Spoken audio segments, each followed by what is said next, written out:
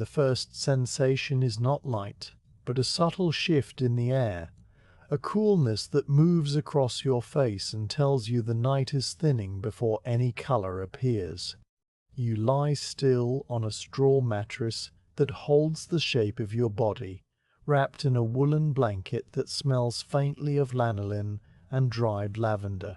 The room around you is small, its walls of undressed stone plastered with clay, and the only window is a narrow opening high up, covered loosely with a linen cloth that trembles slightly in the pre-dawn breeze. There is no urgency, no alarm, only a gradual awareness of the world reforming itself outside, and you let your eyes remain closed for a long while, listening to the distant sound of a rooster somewhere far across the fields, its call muffled and unhurried. Your breathing is slow and deep, and you notice the way the blanket rises and falls with your chest, the wool scratching softly against your chin.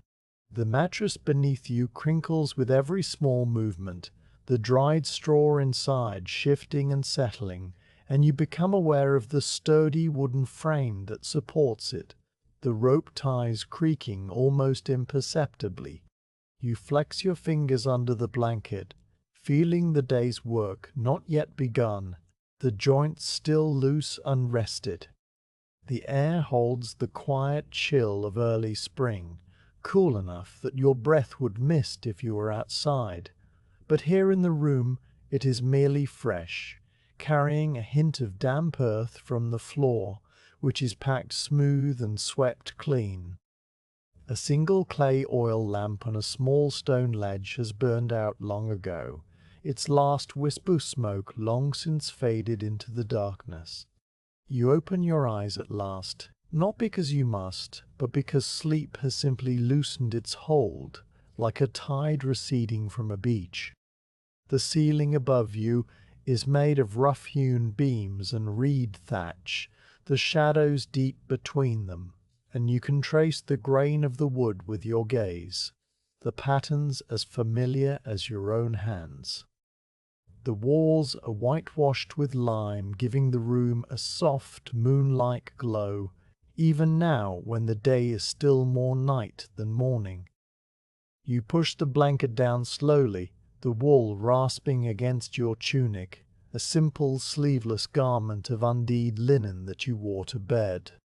The cool air meets your arms, and you pause, feeling it with a kind of quiet pleasure, before you sit up and place your bare feet on the floor, the packed earth cool and smooth against your soles. There is a small wooden stool near the bed, and a clay jug of water on the floor beside it, its surface beaded with condensation.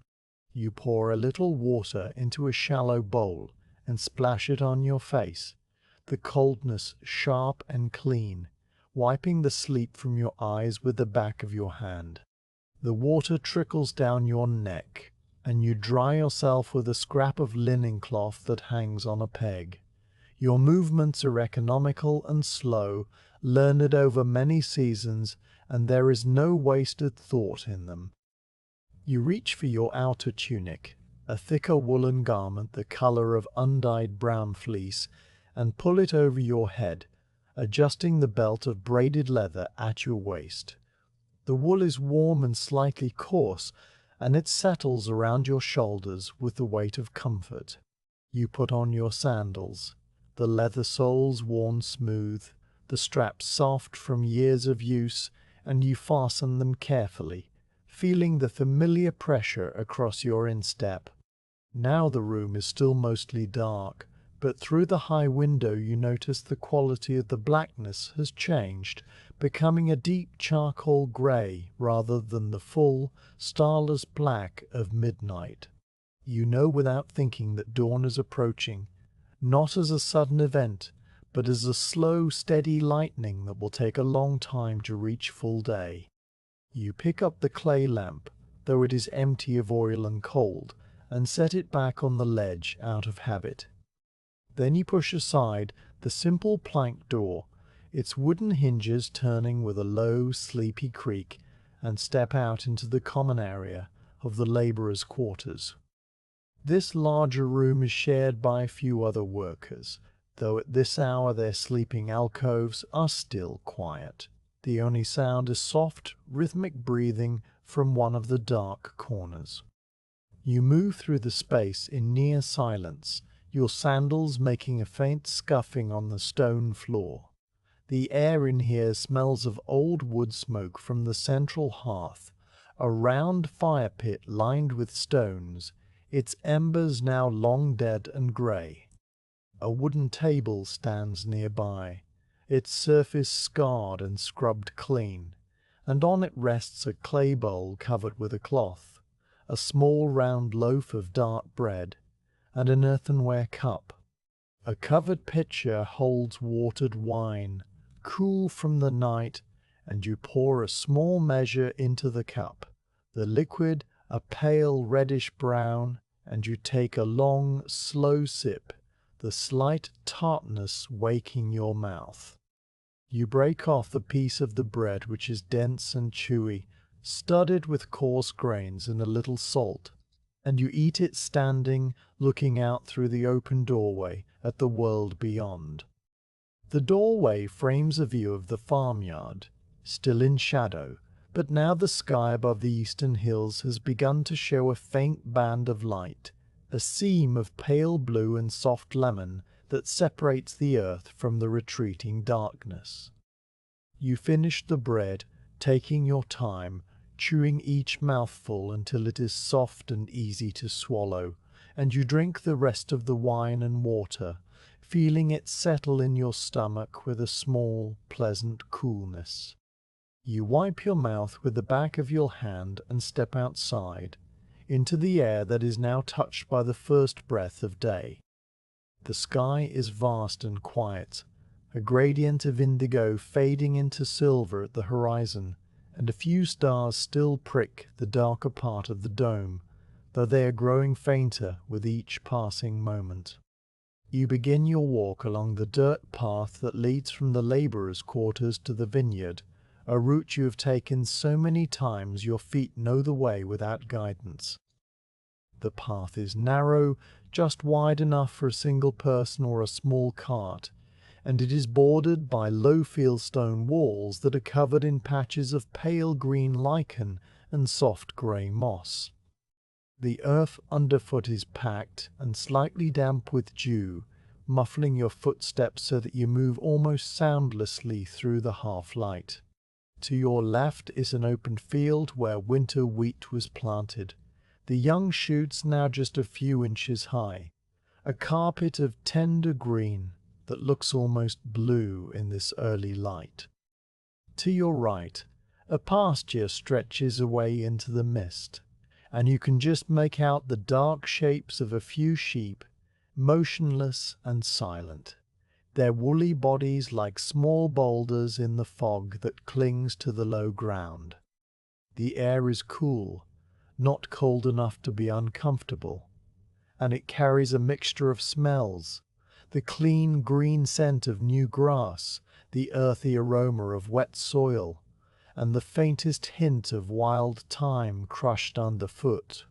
You breathe slowly, matching your steps to your breath, and you feel the gentle warmth building inside your chest as your body awakens further.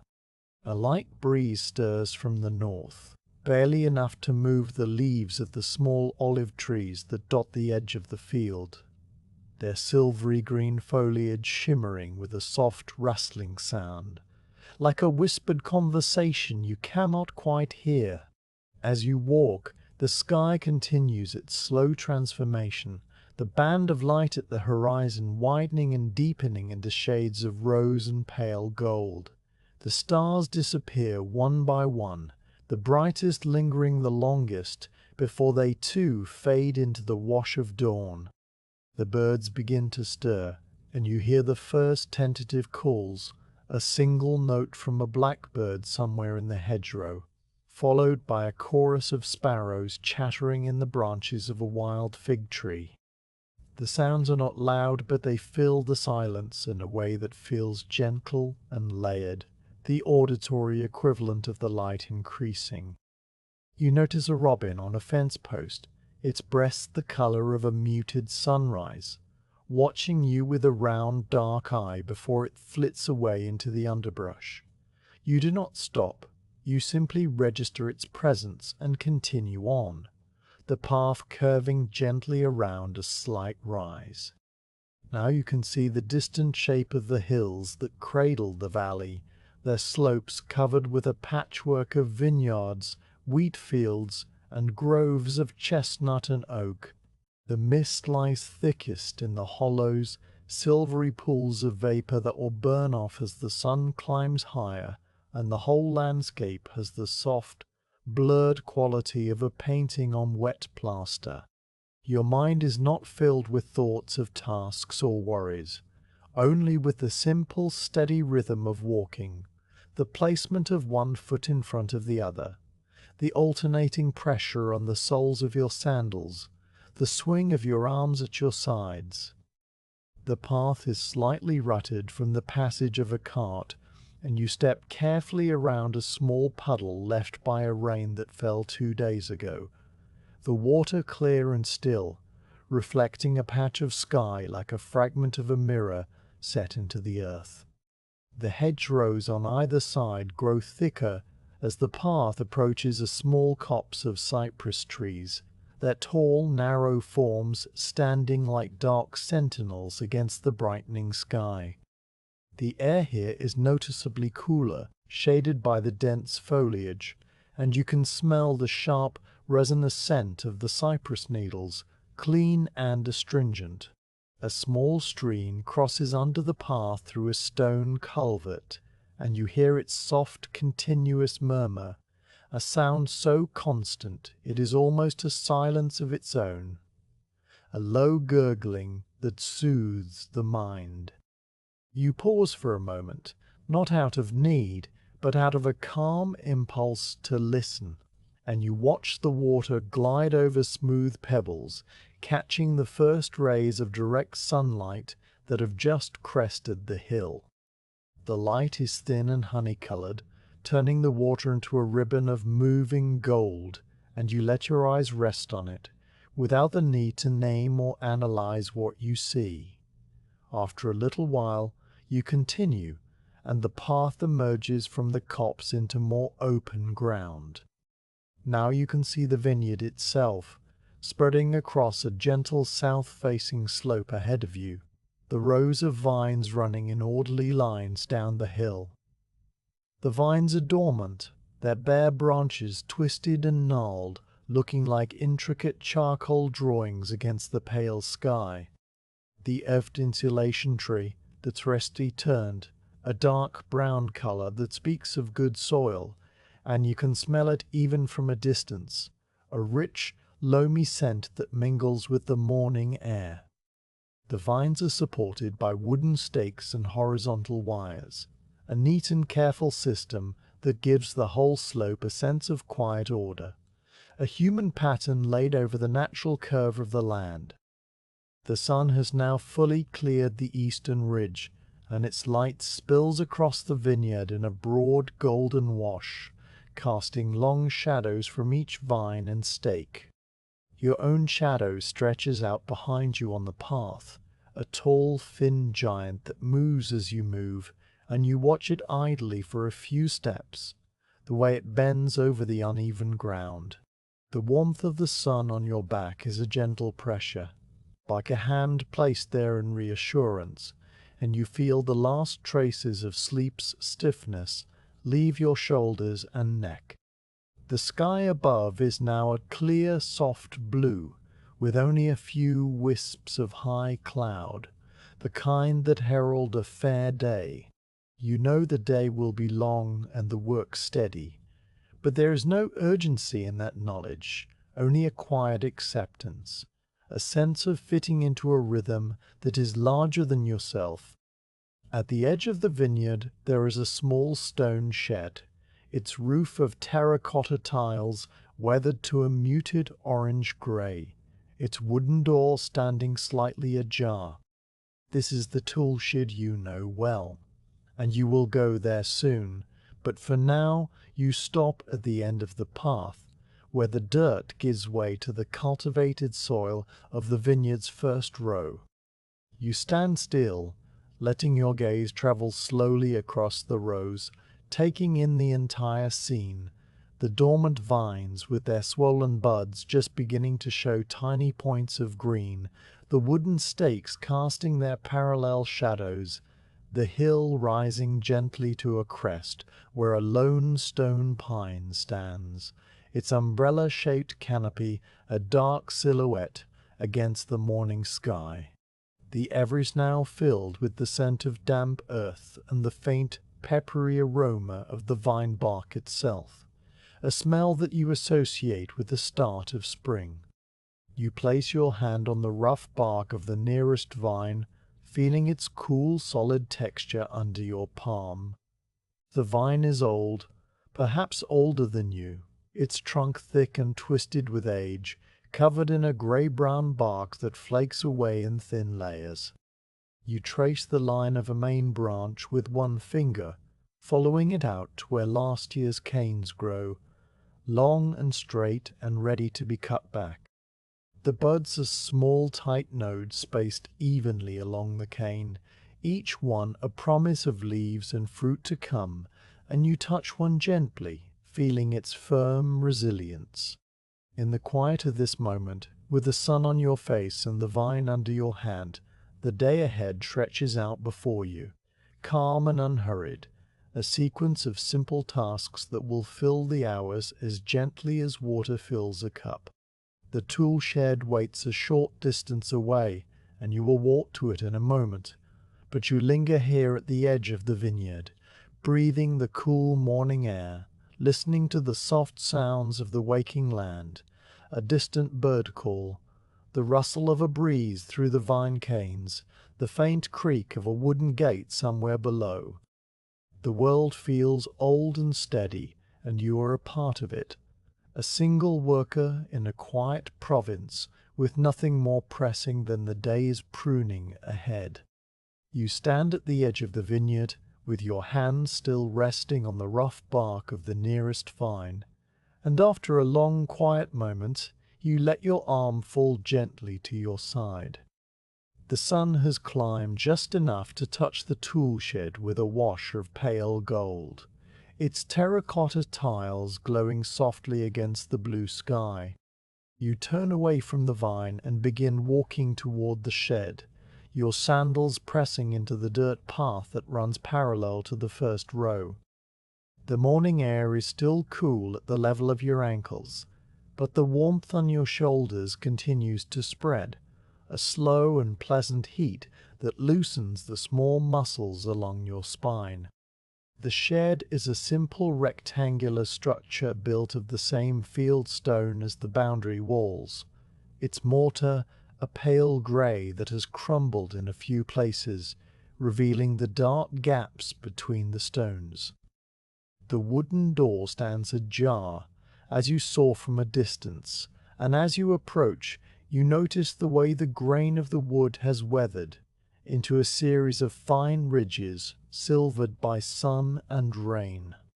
You place your palm on the door and push it fully open, the iron hinges moving with a low, mellow sound that is not quite a creak, but a soft, sleepy groan, as if the shed itself is waking.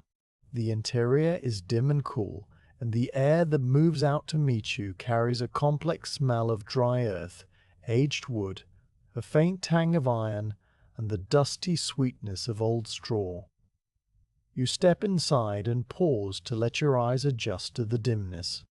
The only light comes from the open doorway and from a small square window set high in the back wall, its opening covered with a piece of oiled linen that glows like a muted lamp. The floor is packed earth, swept clean, and the roof beams above are low enough that you could touch them if you raised your hand. Along the left wall runs a heavy wooden workbench, its surface scarred with the marks of many seasons, shallow cuts from knives, dark stains from crushed plant sap, and a smooth, polished area where countless hands have rested. Beneath the bench, clay pots and coils of hemp rope are stacked in orderly rows. On the right wall, a series of wooden pegs hold an assortment of tools, each one hanging in its own place with the quiet precision of long habit. You move toward the bench and stand before it, letting your gaze travel over the objects that await you. There is no hurry. You have done this many times, and the ritual of gathering the tools is itself a kind of grounding, a way of entering the work with a calm and focused mind. Your hand reaches out first for the pruning knife, which lies on the bench in a shallow wooden tray lined with a scrap of oiled wool. You lift it and hold it in your palm, feeling its weight, which is modest but perfectly balanced. The blade is curved like a small sickle, forged of dark iron that has been sharpened so often it is taken on a gentle sweeping arc, the edge a thin crescent of bright silver. The handle is made of smooth, polished horn, worn to fit the shape of a hand, and as you wrap your fingers around it, you feel the familiar coolness against your skin. You turn the knife over slowly, inspecting the blade for any nicks or dull spots, though you know it was sharpened at the end of the last workday. The light from the doorway catches the edge and glints once, a brief flash of white, before you lower the knife to your side. Next to the tray is a small whetstone, a flat, rectangular piece of fine-grained sandstone, dark grey and slick to the touch. You pick it up and feel its satisfying heft, the surface so smooth it seems almost oily. You know you may not need it today, but the habit of carrying it to the vineyard is as natural as carrying the knife itself, a small insurance against the dulling of the blade. You tuck the whetstone into the leather pouch that hangs from your belt, and it settles there with a soft clink against a spare piece of cord. Now you turn your attention to the leather gloves, which are draped over a wooden peg near the door. You lift them down and hold them up to the light. They are made of thick cowhide, the color of dark honey, stained darker at the palms and fingertips from years of handling vines and soil. The stitching along the seams is of waxed linen thread, and though some of the stitches have been restitched, the gloves are still sturdy and supple. You pull one on, working your fingers into the shaped pockets, the leather cool and slightly stiff at first, then warming quickly to your skin. You flex your hand, making a fist and then opening it wide, and the glove moves with you like a second, tougher skin. You pull on the second glove and adjust the cuffs, feeling the snugness around your wrists.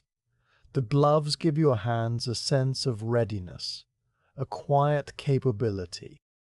Along the back wall of the shed, a stack of flat, woven baskets leans against the stone. You select one from the top of the pile, a medium-sized basket made of split willow wands, their pale wood now weathered to a soft grey-brown. The weave is open and airy, the wands crossing each other in a simple over-under pattern, and the rim is reinforced with a thicker, bent branch bound with strips of rawhide. You pick the basket up by its single arched handle, and it is so light it feels like carrying a small cage of air. You slip the handle over your forearm, letting the basket rest against your hip, and the slight sway of its weight is a gentle, familiar rhythm. You stand still for a moment in the quiet of the shed, the pruning knife in one hand, the basket on your arm, the gloves on your hands, and you take a slow breath, filling your lungs with the cool, earthy air. The light through the doorway has brightened perceptibly, the rectangle of gold on the floor now wider and sharper, and you know it is time to go out. You step back through the doorway, blinking once as the full morning sun meets your face, and you pull the door gently shut behind you without latching it, leaving it just slightly ajar as you found it. The walk from the shed to the first vine of the row is not long, perhaps 50 paces, but you take it slowly, letting your body adjust to the feel of the tools and the open air. The vineyard spreads before you in its orderly geometry, the rows running straight down the gentle slope, and you choose a row near the center, one that you worked on last season and know well. You walk along the grassy headland at the top of the slope, your sandals brushing through low weeds that release a faint green fragrance. The sun is now fully above the hills, and the whole vineyard is bathed in a clear, warm light that makes every detail stand out. The rough texture of the vine bark, the tiny hairs on the swelling buds, the crumbs of dark soil clinging to the base of each stake. You stop at the first vine of the row and set the basket down on the grass beside it, placing it carefully so it will not tip. You stand before the vine and simply look at it for a long, quiet space of time. There is no need to begin cutting immediately. The first step of pruning is always observation, a slow reading of the plant's shape and health. This vine is old, its trunk a thick, twisted column of gnarled wood that rises from the soil in a spiral, as if it has been slowly turning to follow the sun over the decades. The bark is deeply furrowed, with plates of grey and brown that overlap like the scales of a quiet, patient creature. The trunk splits into two main arms that stretch horizontally along the lower wire, and from these arms grow the long canes of last year, some as thick as your little finger, others as thin as a quill. The canes are a reddish-brown color, smooth and shiny in places, with regularly spaced nodes where the buds have begun to swell, each bud a tiny pointed bead of pale green wrapped in brown scales. You kneel down slowly, bending one knee and then the other, until you are settled on the cool earth beside the vine. The soil is loose and dark, still holding a trace of moisture from the night, and you feel its coolness through the fabric of your tunic at your knees. You set the pruning knife on the ground next to your right hand within easy reach, and you adjust your position slightly, shifting your weight so you're comfortable and balanced. The sun warms the back of your neck, and a light breeze stirs the canes, making them sway almost imperceptibly, a soft clicking sound as they brush against one another. You begin your inspection at the base of the vine, where the trunk emerges from the earth. You brush away a few fallen leaves and a crumble of soil with your gloved fingers, exposing the root crown, which is smooth and healthy, without any sign of rot or insect damage. You let your gaze travel slowly upward along the twist of the trunk, noting the places where old pruning cuts have scarred over, forming rounded knobs of callous wood that are as hard as the blade of your knife. The vine has been shaped over many years into this form, its growth directed and encouraged, and you feel a quiet respect for the unknown hands that trained it long ago, the same work you continue today. Now you lift your attention to the two main arms, tracing their horizontal lines out to either side. You note the spacing of the spurs, the short, stubby branches that were left from last year's pruning, each one now bearing one or two new canes. The spurs are evenly spaced, about a hand's breadth apart, and they are the foundation of this year's growth. You reach out and touch one of the canes, a long straight shoot that rises vertically from its spur. You run your gloved fingers along its length, feeling the smooth bark and the slight ridges at each node. The cane is about the length of your arm, and it is flexible, bending slightly under your grip without snapping. You count the buds on it, your lips moving silently.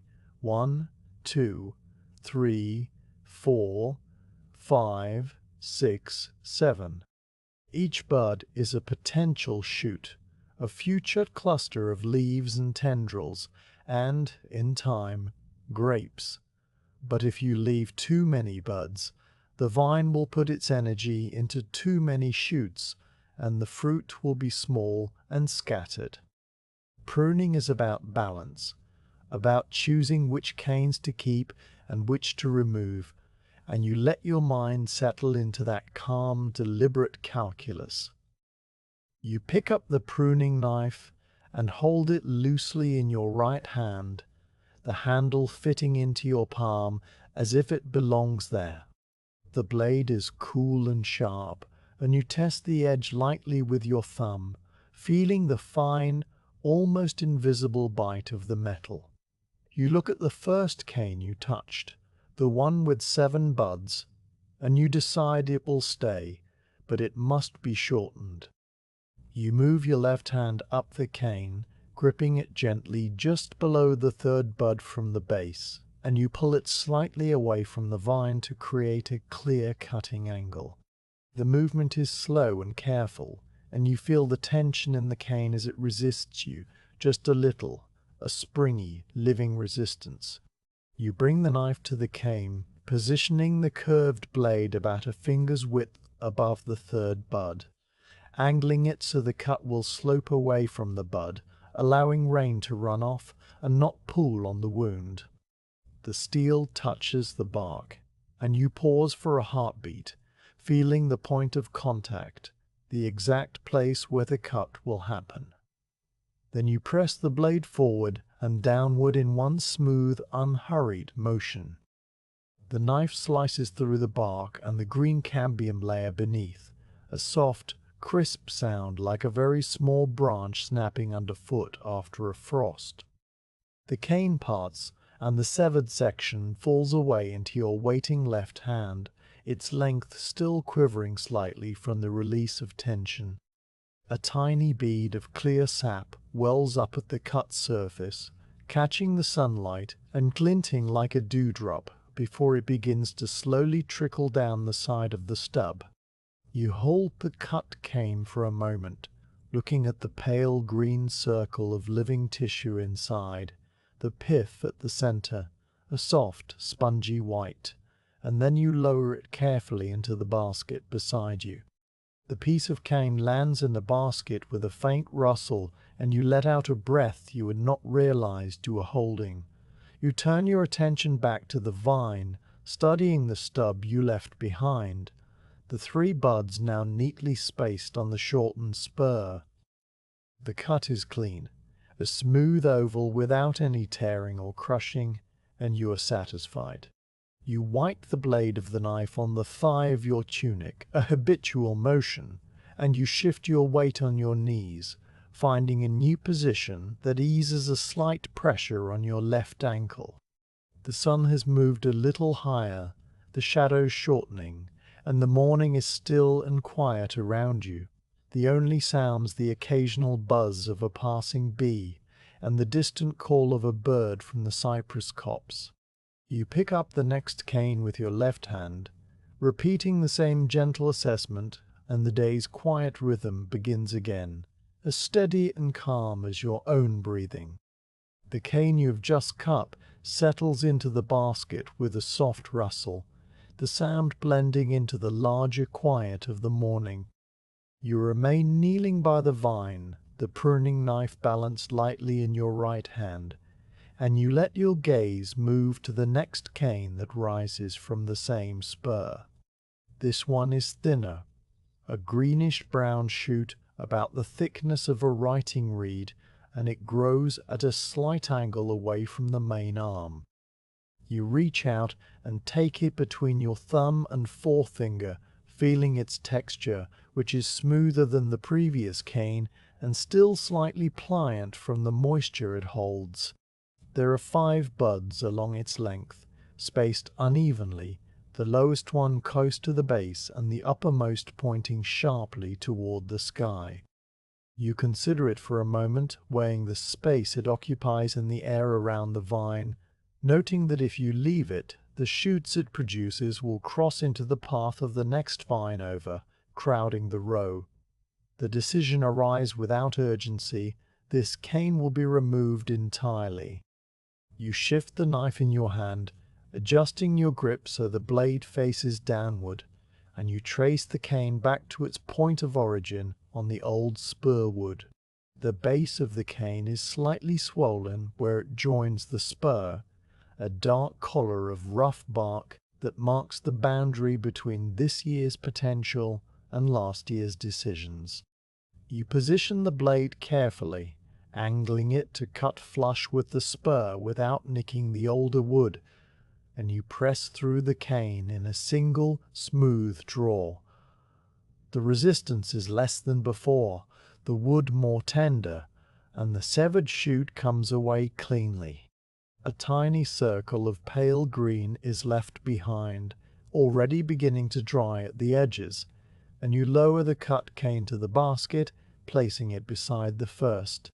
The vine now has one less claim on its stored energy, one less direction to send its sap, and the space around the spur is fractionally more open than it was a moment ago. You straighten your back slightly, still on your knees, and roll your shoulders once, feeling the muscles across your shoulder blades loosen.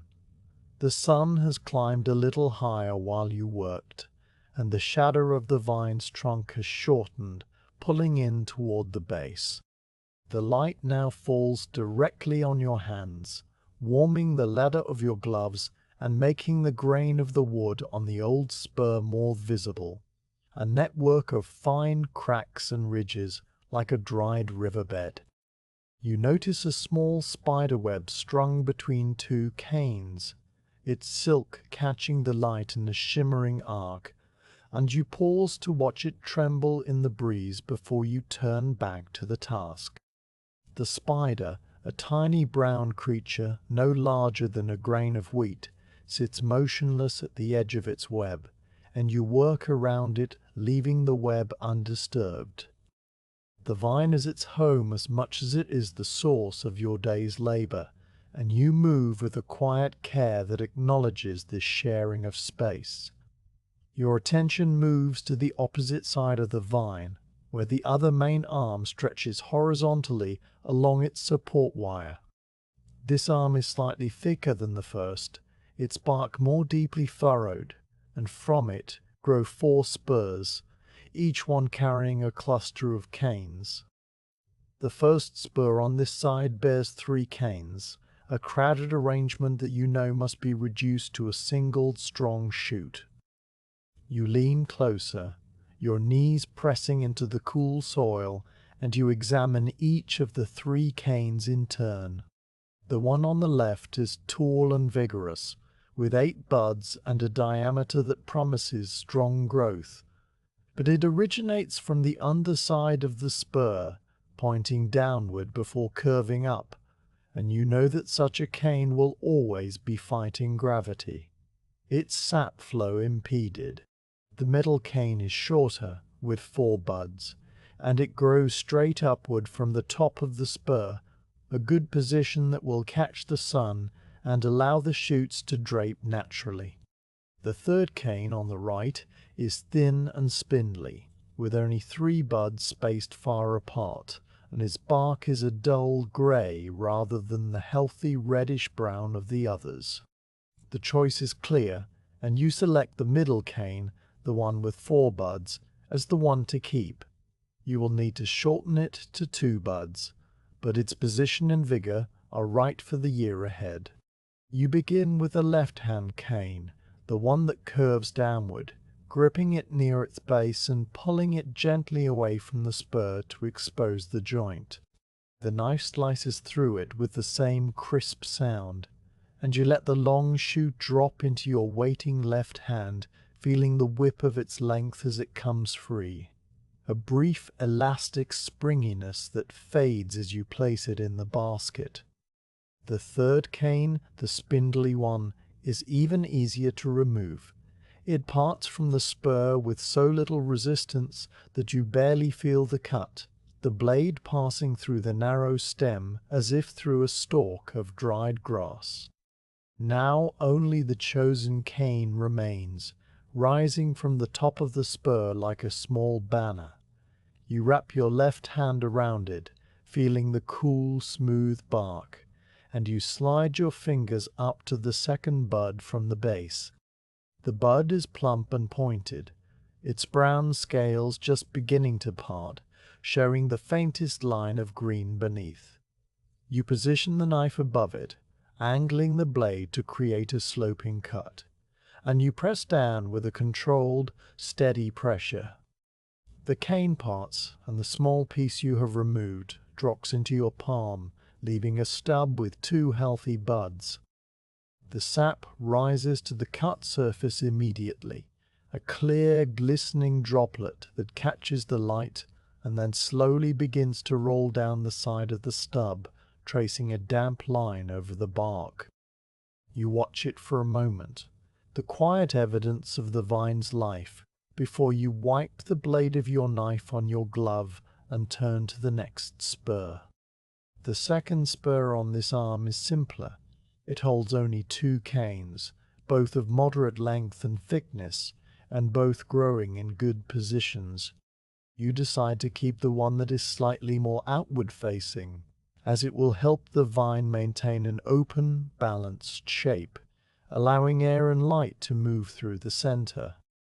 You remove the inward-facing cane with a careful cut at its base, and then you shorten the remaining cane to 3 buds, counting them under your breath, your lips forming the numbers silently. The cane yields to the knife with a familiar soft crunch, and the severed portion joins the growing pile in the basket.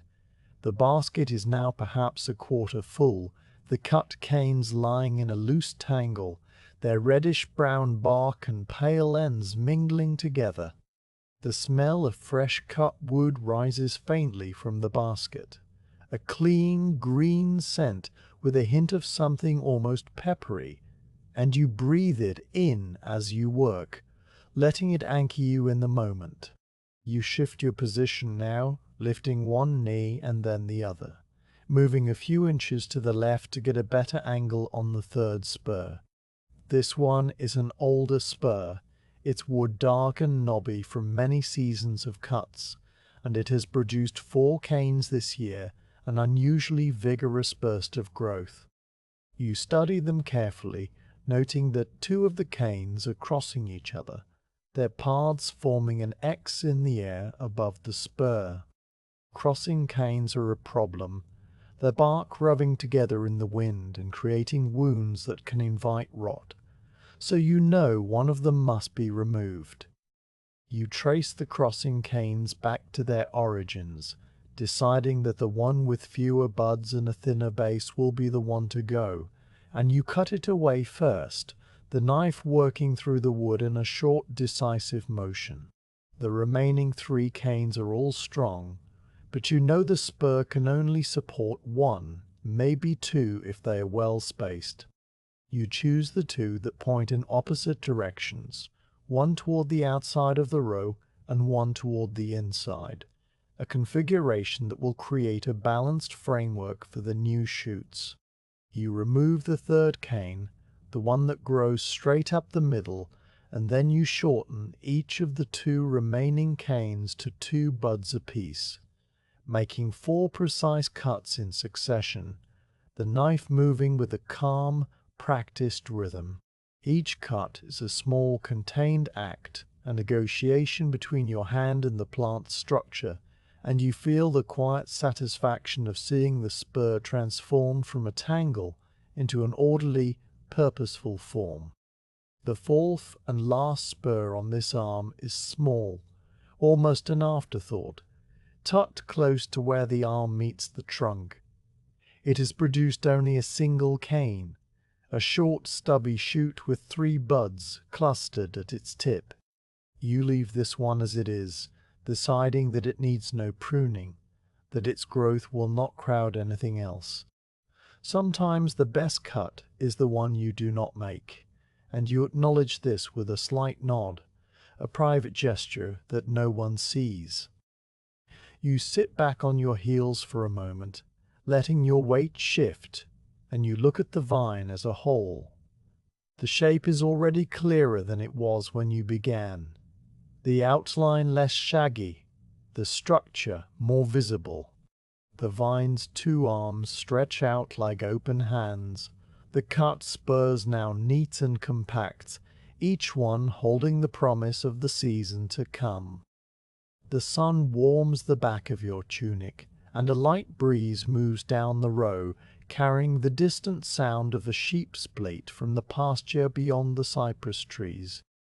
The world beyond the vineyard is vast and quiet, and you feel yourself to be a small, steady point within it, a single figure kneeling in the dirt, doing work that is both ancient and ordinary. You return your attention to the first arm of the vine, the one you began with, and you realize there are still two spurs there that need your attention. You had stopped after cutting the first cane, and now you move back to that side, shuffling on your knees, the soil cool and slightly damp against your shins. The second spur on this arm has two canes, one of which is dead. You can tell by the color, a dull grey-brown instead of the vibrant reddish hue of living wood, and when you press your thumbnail against the bark, it cracks and flakes away, revealing dry brown tissue beneath. Dead wood serves no purpose. It is a doorway for disease and a shelter for insects, so you cut it away at the base, the knife scraping against the hard dry fibers with a faint gritty sensation. The dead cane does not bleed sap when you cut it, and it feels lighter in your hand, almost hollow, as if the life has been drained from it long ago. You place it on a separate small pile beside the basket, a little heap of dry, brittle sticks that you will add to the burn pile later. The remaining cane on this spur is healthy, and you shorten it to 2 buds, the same rhythm repeating grip, position, cut, release. Each motion is a small echo of the one before, a pattern that your body knows so well it has become a kind of meditation. The third spur on this arm is the one you cut first, and you return to it now to see if it needs any further attention. The single stub you left stands upright, its cut surface already beginning to dry, and the 2 buds below it are plump and intact. You decide it is perfect as it is, and you move on. The fourth spur is tucked under the arm, almost hidden, and you have to bend low to see it clearly, your face close to the rough bark of the trunk. This spur is old, its wood gnarled and twisted, and it has sent out a single vigorous cane that shoots straight up into the air, a vertical wand with 9 buds. It is too tall, too dominant, and if you leave it, it will draw too much of the vine's energy, shading the lower spurs and throwing the whole plant out of balance. You take hold of the cane and bend it down toward you, feeling the tension in its length, the way it resists, like a bow being drawn. You find the 3rd bud from the base, the place where you will make the cut, and you position the knife with extra care, ensuring the angle is just right, because a cut on such a thick cane must be clean to heal well. You draw the blade through the wood with a firm, controlled pull, and the cane snaps free with a louder sound than the others, a sharp crack that echoes for a second between the rows. The severed top is long and heavy, and it sways in your grip as you lower it to the basket, its leaves not yet formed but already implied in the buds along its length. You imagine briefly what those leaves would have looked like, broad and green and catching the light, but you let the image go as easily as it came, returning to the present, to the stub that remains, the 3 buds that will now grow into strong, balanced shoots. The vine is nearly finished now, and you sit back once more to survey your work. The shape is open and airy, a goblet of wooden bud that will fill with green as the spring advances. The cuts you have made are clean and properly angled, the spurs evenly spaced, the dead and crossing wood removed. You run your gloved hand over the trunk, feeling the warmth of the sun stored in its bark, and you think about what the vine will do in the coming weeks. The buds will swell and break, the shoots will lengthen, the tendrils will curl and search for support, and eventually the tiny flower clusters will appear, the future grapes hidden in their green buds. All of that is ahead, a slow unfolding that you will witness day by day, but for now the vine is still, resting in its winter form, its energy held in the roots in the old wood, waiting for the signal of warmer nights. Your pruning has given it a direction, a gentle suggestion about where to send its life, and you feel a quiet, wordless connection to the vine, a partnership that has no need of speech. You pick up your basket, which is now half full, and you carry it a few steps down the row to the next vine, where you set it down again. Your knees protest slightly as you kneel, a faint ache that is not unpleasant, but simply a reminder of the morning's hours. You look at the new vine, which is slightly younger than the last, its trunk less twisted, its bark smoother, and you know you will repeat the same process, the same careful observation and cutting, the same slow dance of knife and wood. The sun is now fully clear of the hills, and the day is bright and calm, the sky a pale, cloudless blue. You take a moment to drink from the water flask at your belt, the liquid cool and faintly earthy, tasting of the clay it was stored in, and you let the quiet of the vineyard settle around you like a blanket. Then you pick up your knife again and begin the first cut on the new vine, the blade moving with the same unhurried, patient rhythm, carrying you gently into the next hour of the morning. The second vine of the row greets you with a shape slightly different from the first, its trunk not twisted into a spiral, but leaning gently to the left as if it has spent its life reaching for something just out of sight. You kneel before it, the basket now resting at your side with its load of cut canes, and you let your gaze travel over the familiar architecture of arms, spurs, and dormant buds. The morning sun has risen high enough to clear the cypress trees at the edge of the field, and its light falls in a broad, even wash across the entire slope, warming the soil so that the coolness against your knees is now tempered with a faint, rising heat. A small flock of starlings passes overhead, their wings making a soft, whirring sound like pages being rifled in a distant room, and then they are gone, leaving the sky empty and still. You begin the pruning of this vine by examining the two main arms, which extend horizontally along the lower wire. The left arm is thicker than the right, a sign that the vine has favored that side for many seasons, and it carries 5 spurs, each one dense with canes.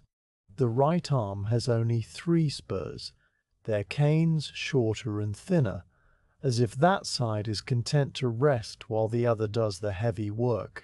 You decide to start on the crowded left arm, knowing that thinning it will restore balance to the whole plant, and you reach for the first spur with a slow, deliberate movement, your glove brushing against a dry leaf that crumbles at your touch and drifts down to settle on the dark soil. The canes on this spur are tangled, 2 of them weaving around each other in a loose braid, and you spend a long moment untangling them with your fingers, pulling them gently apart so you can see where each one begins.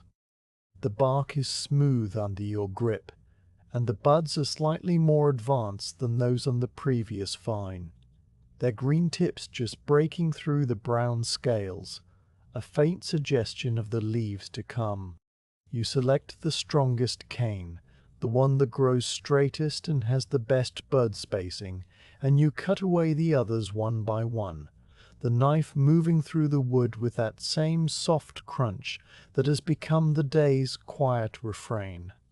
When you finish with the left arm, you shift your weight to face the right arm, and you notice that your body has begun to find a natural rhythm in the sequence of movements, the reach for a cane, the brief pause of assessment, the positioning of the blade, the draw of the cut, the lowering of the severed piece into the basket. Each action flows into the next without hurry, a chain of small gestures that loop back on themselves like the stitches in a woven cloth.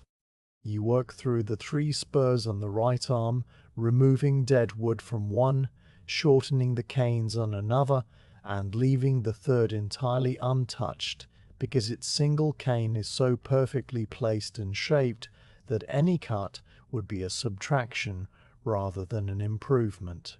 When you sit back on your heels to survey the finished vine, you see that it now has a quiet symmetry, its 2 arms balanced, its spurs neat and orderly, its future growth charted in the buds you have chosen to keep. You wipe the blade of your knife on your glove, feeling the slight drag of the leather against the steel, and you rise to your feet with a slow, creaking motion, your knees popping softly in the stillness. You pick up the basket and walk a few paces down the row to the third vine, which is younger than the others you have pruned so far. Its trunk is slender and straight, its bark smooth and grey-green, and its arms have only recently been trained onto the wire, the wood still flexible and full of the eagerness of youth. Because it is young, the pruning is simpler. There are fewer spurs, fewer canes, and fewer decisions to make.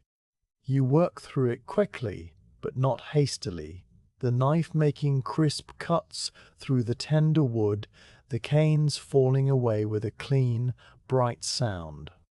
You leave 4 spurs on each arm, each one with a single cane shortened to 2 buds, and the vine now looks like a small open hand ready to catch the sunlight that will pour down all summer.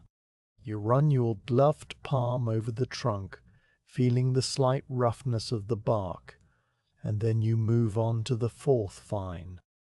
This one is older than all the others you have touched today, its trunk thick and massive, a gnarled column that rises from the earth with the patient weight of decades. The bark is deeply furrowed, with crevices dark as charcoal, and you can see the marks of many past prunings, the wood knobbed and scarred in a way that tells a silent story of seasons and hands. You kneel before it with a kind of reverence, taking your time to study the shape of its arms, which are as thick as your wrists and extend far out along the wire. The spurs on this vine are many, some of them old and blunt from years of cutting, and the canes they have produced are a wild thicket that obscures the structure beneath.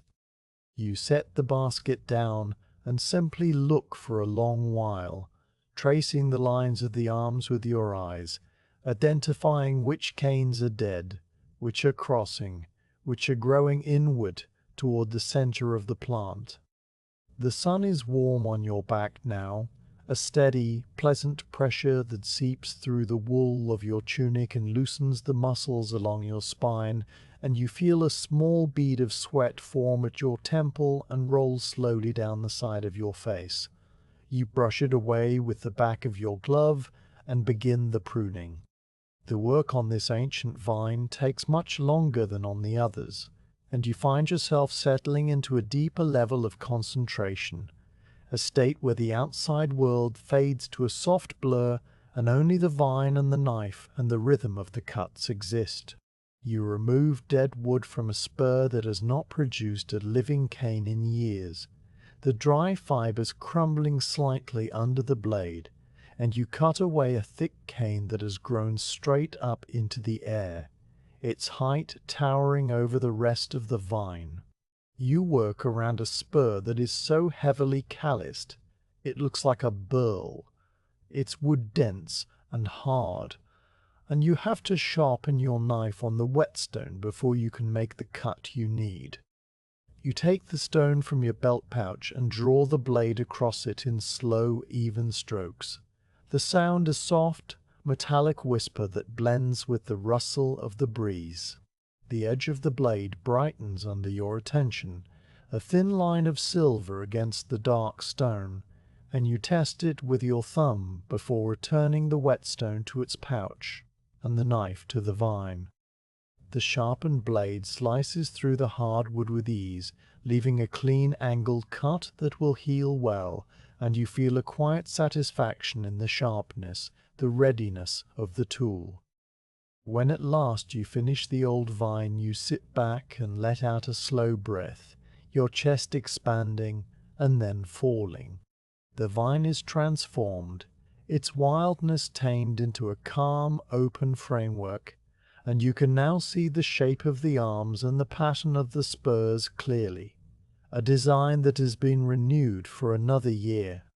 The basket is nearly full now, the cut canes piled high, their colors ranging from the pale green of new growth to the dark gray of dead sticks, and the smell of fresh cut wood rises from it in a faint, clean cloud.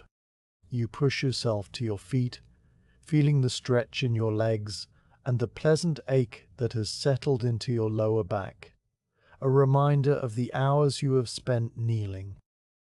You lift the basket and carry it to the end of the row, where a larger collection pile waits near the boundary wall, and you tip the canes onto it, the sticks tumbling with a clatter that echoes for a moment and then fades. You return to the row with the empty basket, its lightness a small relief, and you walk to the fifth vine.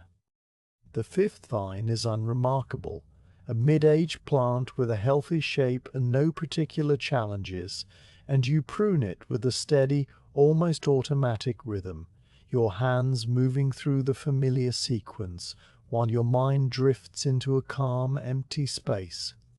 You think of nothing or nothing that you can name. You simply exist in the movement, in the feel of the sun and the soil and the knife. The sixth vine has a twist in its trunk that reminds you of the first vine you pruned today, a spiral that seems to have been shaped by a constant wind, though the air here is still more often than not. You prune it with the same care, and you notice that one of its spurs has produced a cane with a small dried tendril still attached, a remnant of last autumn that has survived the winter. The tendril is thin and brittle, curled into a tight coil like a spring, and when you touch it, it snaps off and falls to the ground, where it lies like a tiny, perfect question mark on the dark soil. You leave it there and continue working.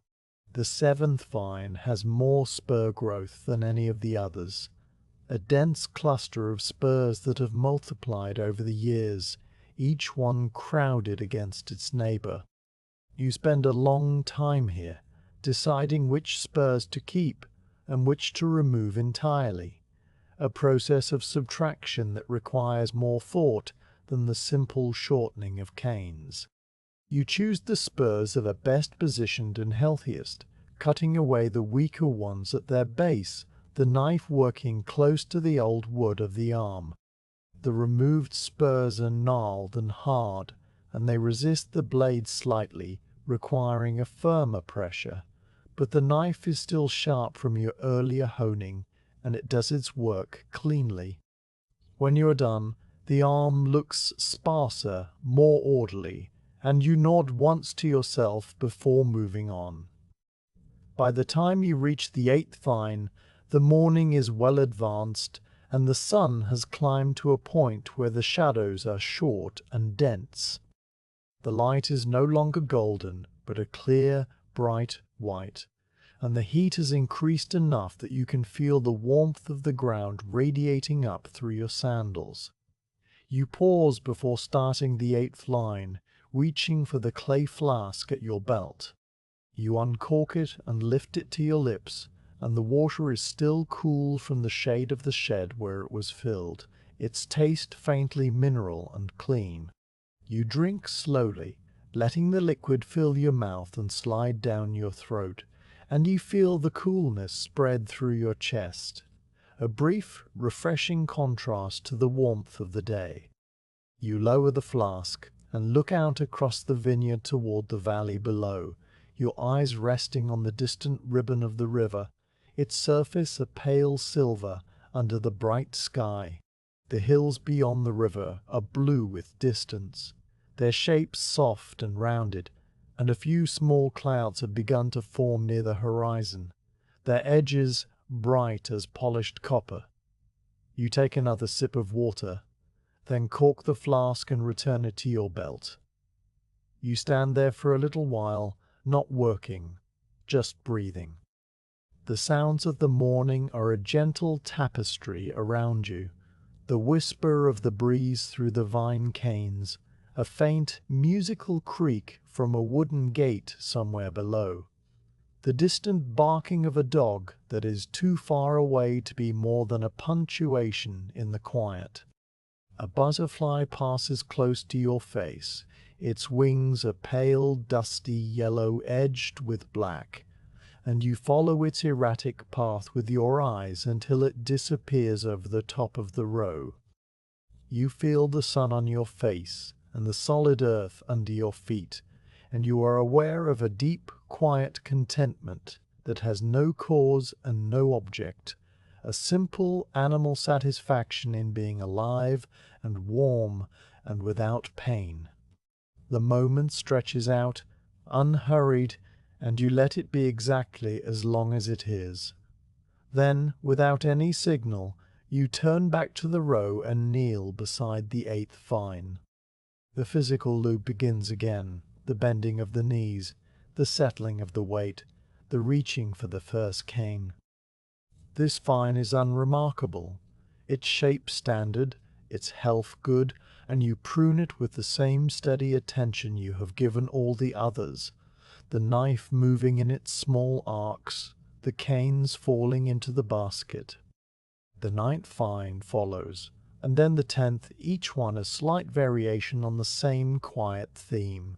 The 10th vine has a small ant trail winding up its trunk, the ants moving in a single orderly line, carrying tiny pale burdens you cannot identify. You work around them carefully, not wanting to disturb their path, and they continue their labor as if you are not there, an adjacent parallel world of diligence.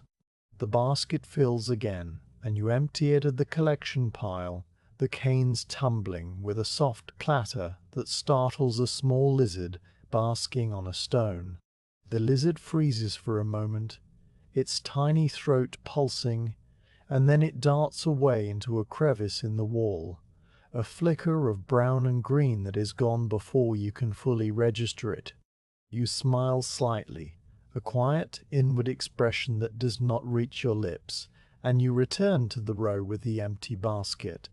The sun is now directly overhead, or nearly so, and your shadow has shrunk to a small dark pool around your feet. The morning's work is settling into your body as a gentle overall fatigue, a sense of having used your muscles well, and you know that soon it will be time to rest and eat. But for now, there are more vines ahead, and you kneel at the 11th vine, the knife ready in your hand, the day continuing in its calm, unhurried circle. The 11th vine yields to your knife with the same quiet patience that has marked every cut since the morning began, its canes falling away in a slow, orderly sequence. You work through the 12th vine, and then the 13th, each one a small contained world of wood and bud, each one requiring the same careful attention. The sun has now reached its highest point in the sky, or nearly so, and the shadows have shrunk to small dark pools tucked close against the base of each vine. The heat has become a steady, enveloping presence, not uncomfortable but noticeable, a warmth that settles on your shoulders and the back of your neck like a heavy, gentle hand. You feel the sweat cooling on your forehead each time the breeze stirs, a faint, intermittent relief that comes and goes with the movement of the air. Your body has been working for many hours now, and it begins to send you quiet signals that it is time to pause. There is a slight hollow feeling in your stomach, a soft emptiness that is not yet hunger but the anticipation of it. And your knees have begun to ache in a way that goes beyond the pleasant fatigue of earlier. You finish the vine you were working on, placing the last cut cane into the basket with a final, satisfying rustle, and then you straighten your back slowly, vertebrae by vertebrae, feeling each small adjustment. You rise to your feet and stand still for a moment, letting your legs stretch and your circulation rebalance, and you look around the vineyard with a slow, sweeping gaze. The rows stretch out on either side of you, the vines quiet and orderly under the midday light, and the air shimmers slightly above the soil, a faint, transparent rippling that speaks of the warmth rising from the earth. You decide that this is the right moment to rest, and you pick up the half-full basket and carry it to the collection pile at the end of the row.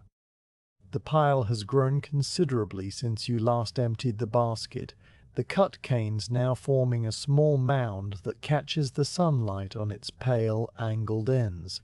You tip the basket over the pile, and the canes tumble out with a dry, rustling clatter, some of them rolling a little way before coming to rest. You set the basket aside, leaning it against the low stone wall, and you look for a place to sit. A short distance away, near the edge of the vineyard, where the cultivated soil gives way to a grassy verge, there is a large, flat stone that has been worn smooth by weather and use. You have sat on this stone many times before, and you walk toward it now with a slow, easy stride, your sandals brushing through the short grass that grows in tufts between the stones.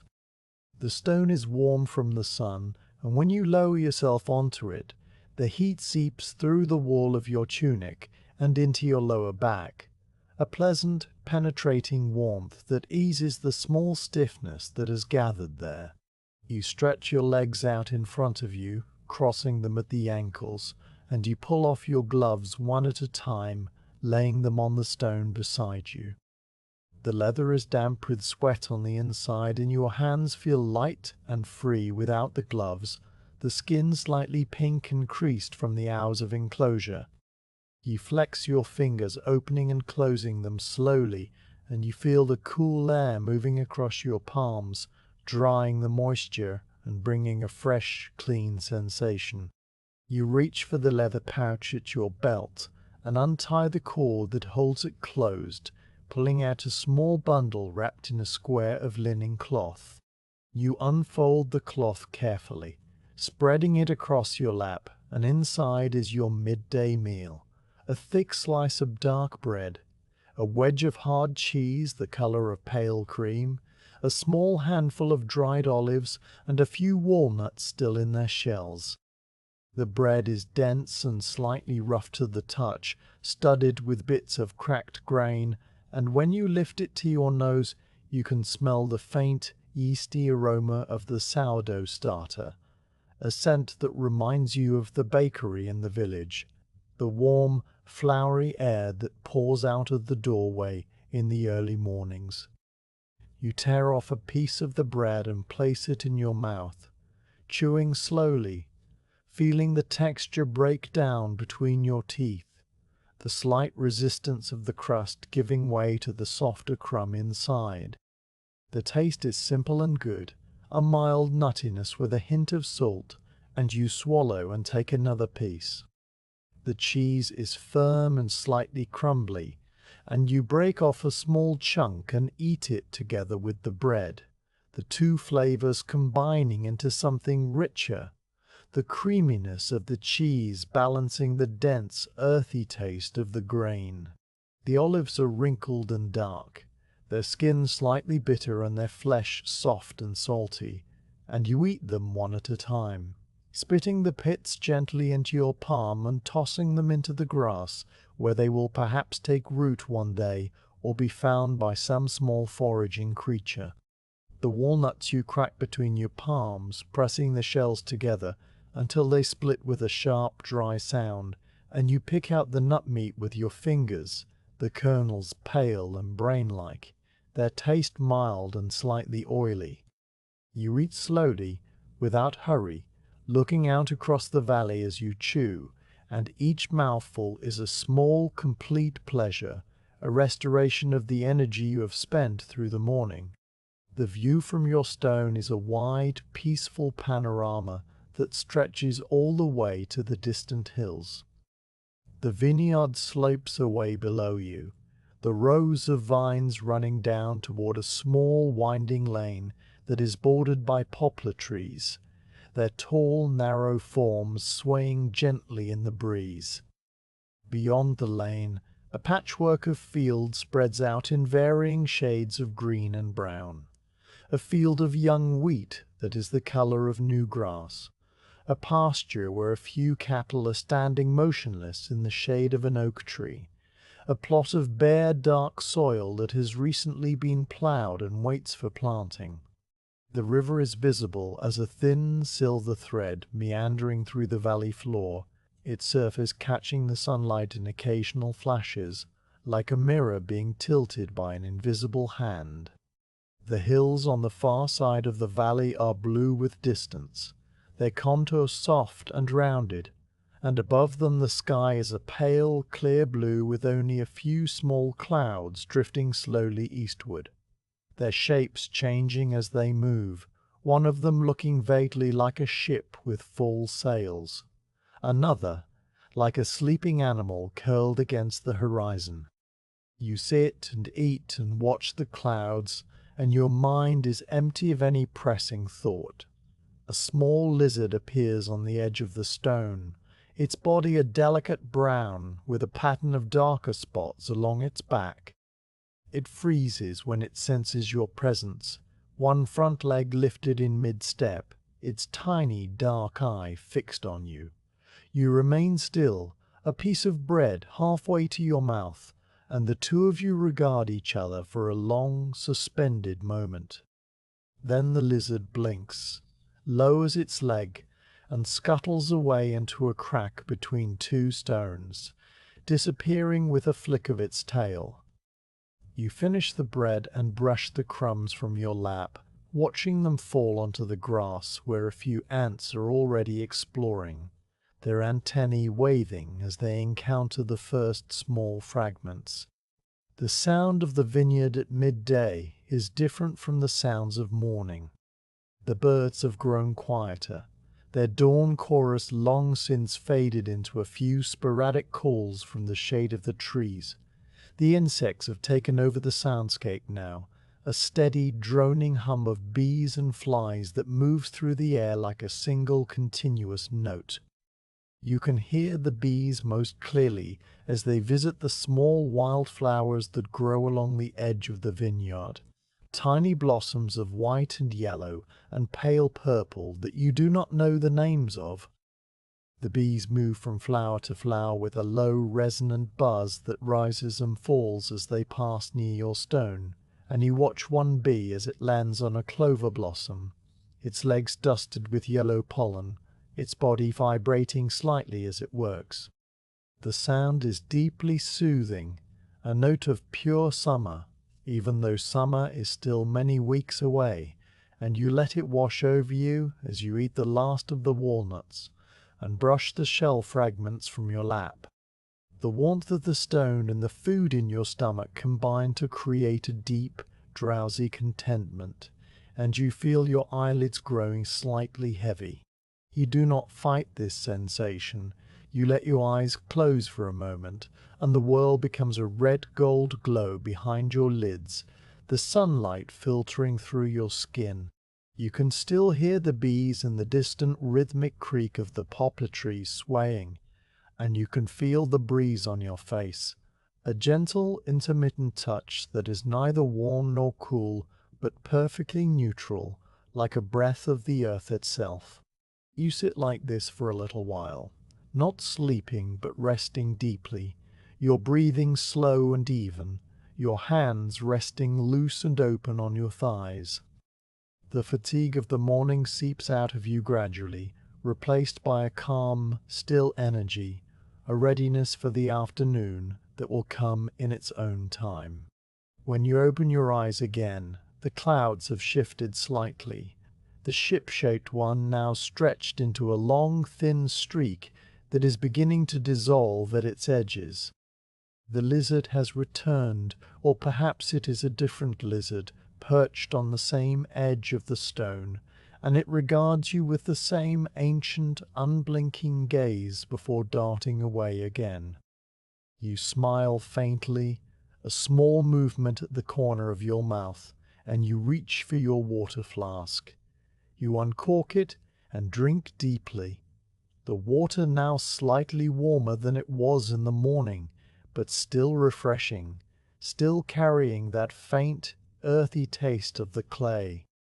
You drink until the flask is half empty, and then you pour a little water into your cupped palm and splash it on your face.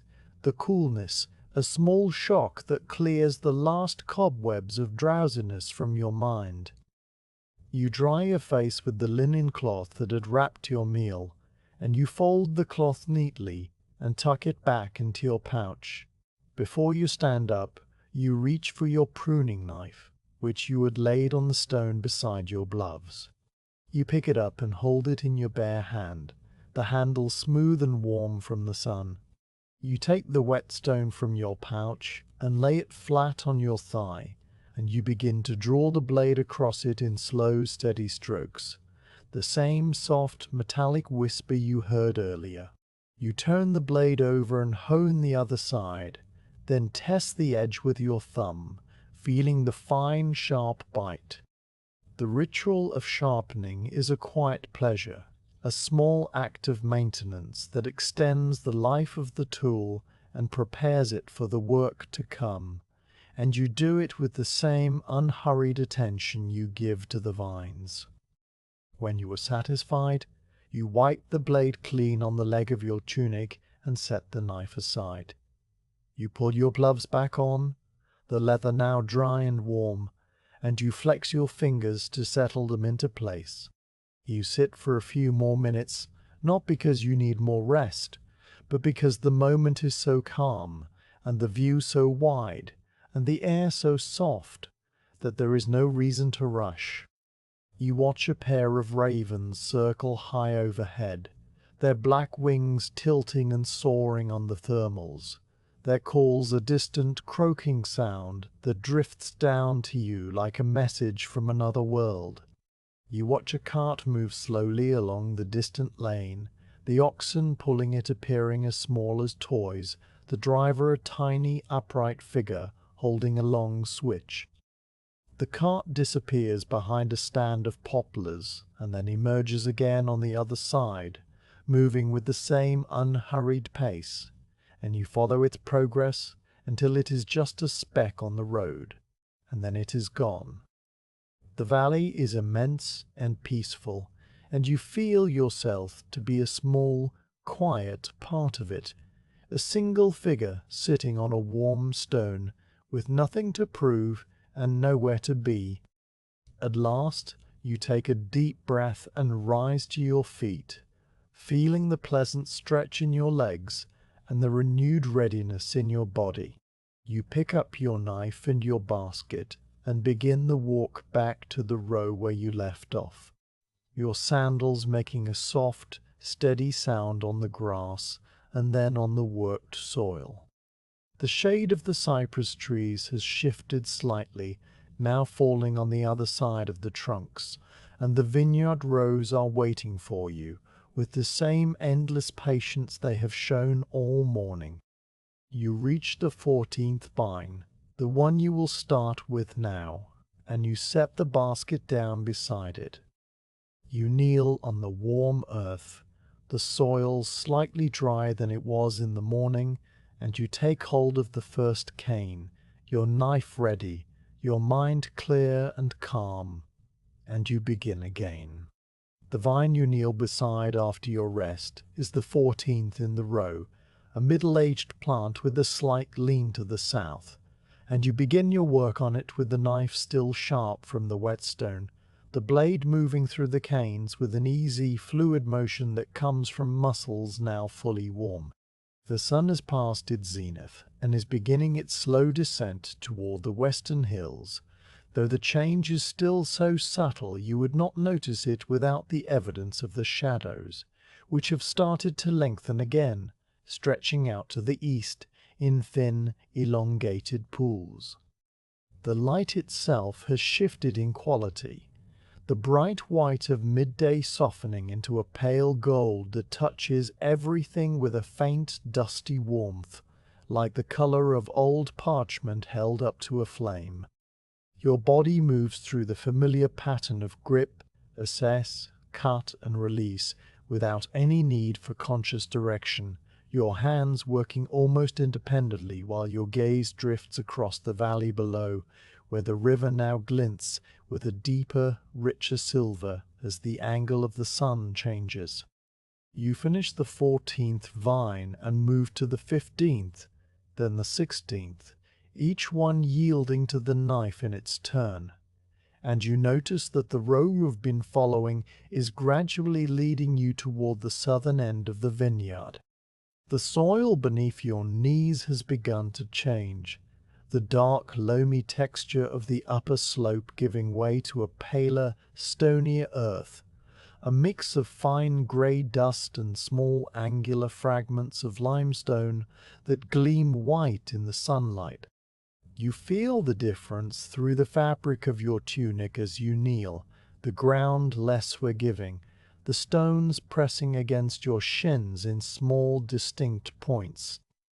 You adjust your position more frequently now, shifting your weight from knee to knee, finding the hollows between the stones where the soil is still soft enough to cushion you. The vines themselves have changed as well, their trunks thicker and more gnarled, their bark a deeper grey and more deeply fissured, as if the struggle to root in this thinner, rockier ground has made them tougher and more compact.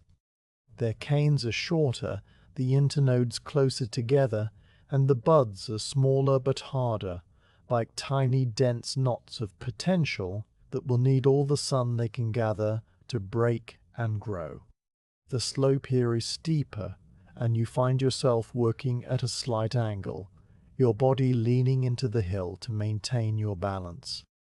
The rows run straight down the incline, and you can see the vines below you marching in orderly lines all the way to a low stone wall that marks the boundary of the cultivated land. Beyond the wall, the ground drops away more sharply into a natural scrubby slope where wild herbs and thorny bushes grow in a tangled thicket, their colors a muted mix of sage green and dusty brown. The smell of the herbs rises up to you on the breeze, a faint medicinal fragrance of wild thyme and rosemary that mingles with the dry mineral scent of the stony soil. You breathe it in deeply, letting it fill your lungs, and you feel a quiet alertness, a sense of being in a slightly different place even though you are still within the same vineyard, still doing the same work. The southern end has its own character, its own small variations, and you adjust to them without thinking, as naturally as you adjust your footing on a path you know well. You reach a vine whose roots have grown around a large half-buried stone, the trunk emerging from the soil at a strange, twisted angle, as if the plant had to wrestle its way past the obstacle. You run your gloved hand over the trunk, feeling the hard, smooth surface of the stone beneath the bark, the way the wood has molded itself around the shape of the rock, like a hand cupping a bowl. The vine has adapted, sending its arms out horizontally in the only direction available, and its spurs are clustered on the downhill side, a one-sided growth that you must prune with extra care. You remove the dead wood first, a tangle of dry, brittle canes that snap off with a hollow sound, and then you thin the living canes, selecting the ones that will maintain the vine's asymmetrical balance. It takes longer than usual, this spine, because each cut must consider the unique shape the stone has imposed. But you work with the same patient rhythm, and when you finish, the vine looks like a weathered sculpture, its form dictated by the earth as much as by your hand. A breeze has picked up now, a steady south-blowing wind that moves through the vineyard in long, slow gusts, rattling the dry canes in your basket and making a soft, sighing sound as it passes through the rows. The wind is warm, carrying the heat of the distant plains, and it stirs the fine dust from the soil, sending small pale clouds drifting across the ground. You feel the dust settling on your arms and face, a fine gritty layer that you will wash off at the end of the day, and you squint slightly against the brightness, your eyes narrowing to slits. The wind also brings the sound of the river more clearly, a distant low murmur that you can hear beneath the rustle of the vines, a constant watery note that seems to vibrate in the air itself. You stop for a moment to listen, your knife held loosely in your hand, and you let the wind and the water and the warmth envelop you, a trio of sensations that blend into a single, calm experience of the afternoon. You move to the next vine, and the next, working your way steadily down the steeper section of the slope. Your footing requires more attention here, the loose stone shifting under your sandals as you move, and you place each step carefully, testing the ground before you commit your weight. The vines in this part of the vineyard are planted slightly closer together, a denser spacing that makes the rows feel more intimate, more enclosed, and you have to be mindful of the canes from the neighboring vine as you work, pushing them aside gently so they do not catch on your tunic or your knife. The sun beats down on the back of your neck, and you feel the sweat trickling down your spine, a slow, warm rivulet that soaks into the wool of your tunic and then cools as the wind reaches it. You take another drink from your flask, the water now tasting of the leather pouch and the clay bottle, a complex, earthy flavor that is not unpleasant, but is simply the taste of the day's journey. As you descend, the view of the valley opens up even more, the southern end of the vineyard offering a wider panorama than the upper slopes. You can see the river more clearly now, its course marked by a line of darker green where willows and alders grow along the banks, their leaves shimmering in the breeze like thousands of small silver coins.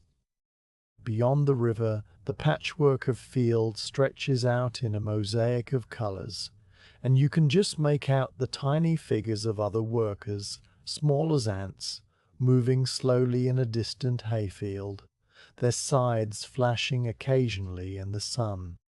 The sounds of their labor are too faint to reach you, but you imagine the swish of the blades and the rustle of the cut grass, and the thought is a quiet, comforting one, a sense of shared industry across the wide landscape. You turn back to your own work, the knife resuming its steady motion, the canes falling into the basket one after another, and the rhythm reasserts itself, a calm, unbroken pulse that carries you forward. You encounter a vine that has been damaged over the winter, perhaps by a hungry deer or the weight of a heavy frost. One of its main arms is split near the trunk, the wood gaping open in a long pale wound that has begun to dry and crack at the edges. You study the damage for a while, tracing the split with your finger, feeling the rough, splintered texture. The arm cannot be saved, and you know it must be removed entirely to prevent rot from spreading into the trunk. You make the cut carefully, positioning the knife at the base of the arm where it joins the trunk, and you saw back and forth with a gentle rocking motion, the wood thicker and harder than the canes you have been cutting all day. The blade bites into the old wood, and you feel the slow, gradual give as the fibers part. When the arm finally comes free, it is heavier than you expected, and you lower it to the ground with both hands, laying it alongside the row. The vine now has only one arm left, a lopsided shape that will take several seasons to correct, but the wound you have left is clean and smooth, and you know the vine will heal, sending out new shoots from the old wood in time. You remove the spurs from the severed arm and add the usable canes to your basket, stacking the thicker wood on the collection pile that you've been building at the end of each section.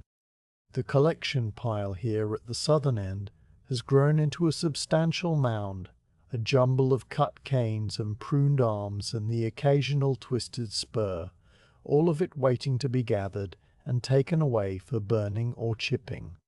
The smell of the pile is a concentrated version of the fresh-cut wood scent that has been your companion all day, a clean, green aroma that rises in waves each time you add new material.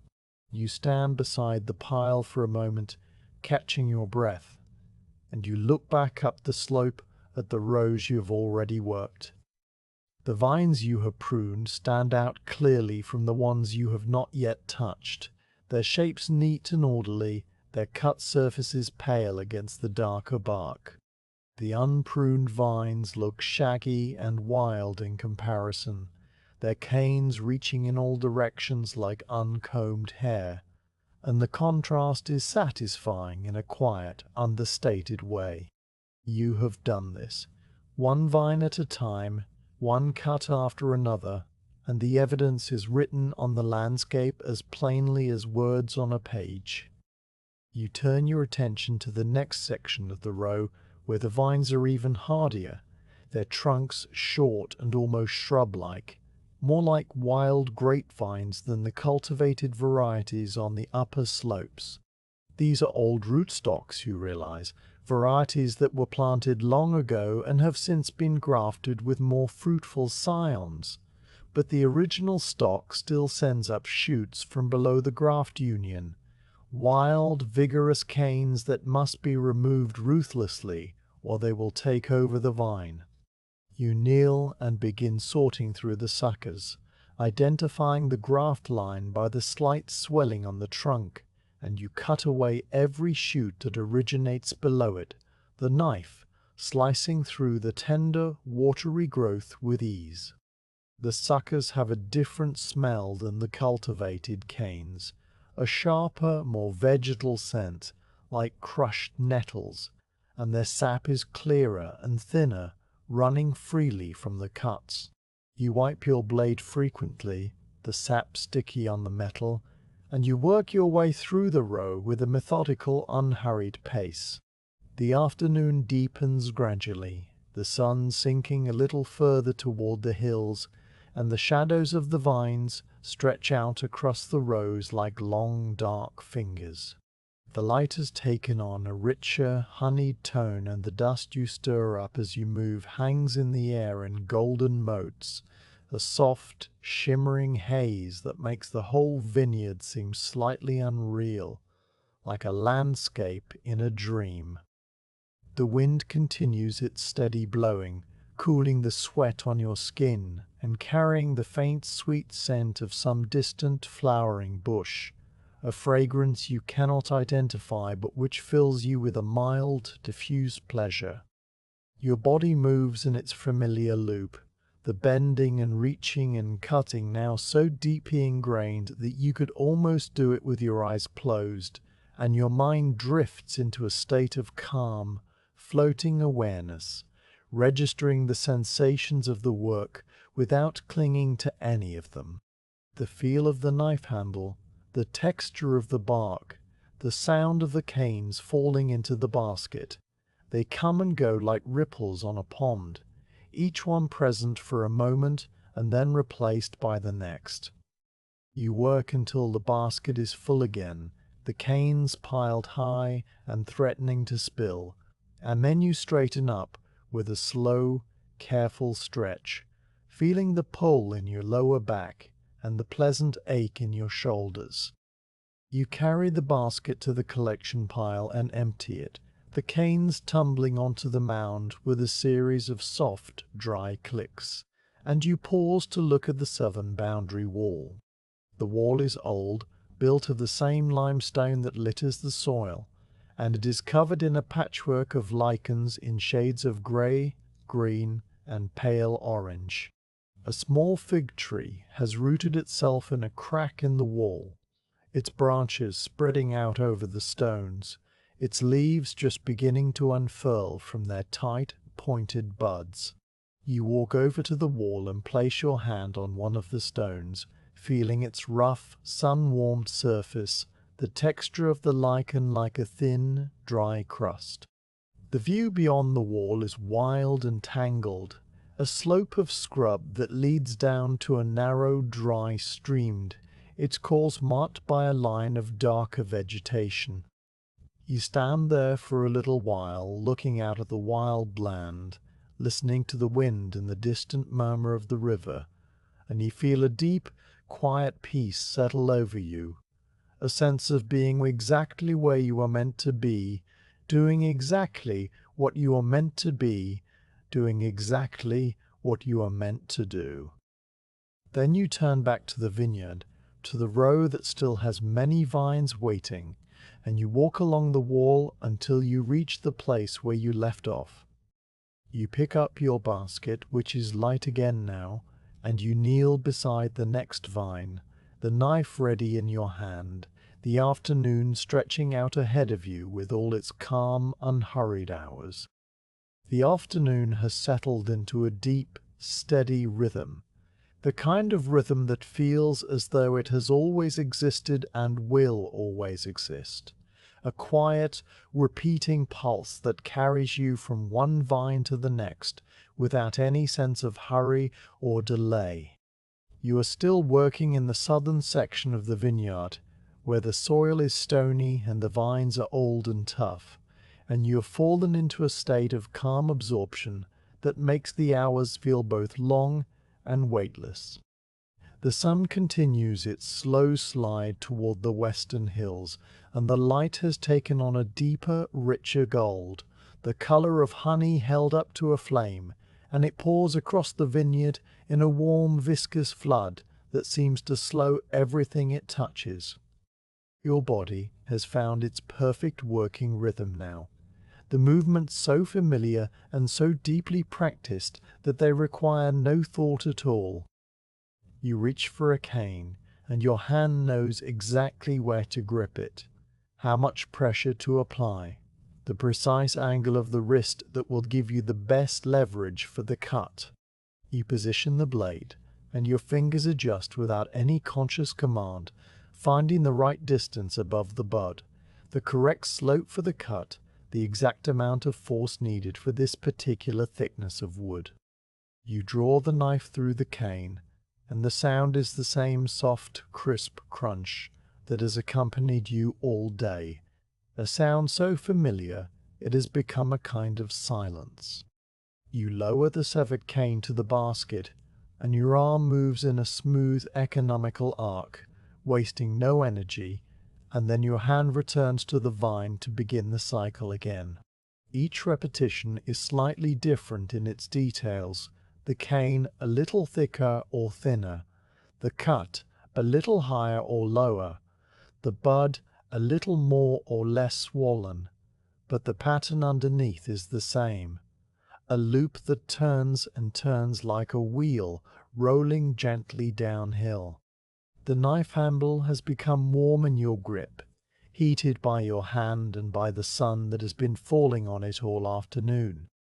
The smooth, polished horn has absorbed the warmth and now holds it, a pleasant, almost living heat that feels like an extension of your own body. The blade has dulled slightly since you last sharpened it, and you can feel the subtle difference in the way it cuts. A little more resistance, a little more effort required to push through the wood, but it is still sharp enough for the work, and you make a mental note to hone it again before the day is through. The gloves on your hands are dark with sweat and soil, the leather soft and pliable, molded to the shape of your fingers and palms so perfectly that they feel less like tools and more like a second skin.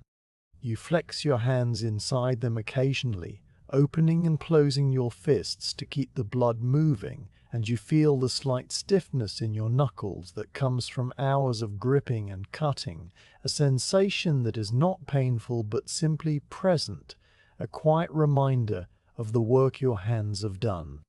The collection pile at the end of the row has grown into a substantial mound, its shape shifting each time you add a new armful of canes.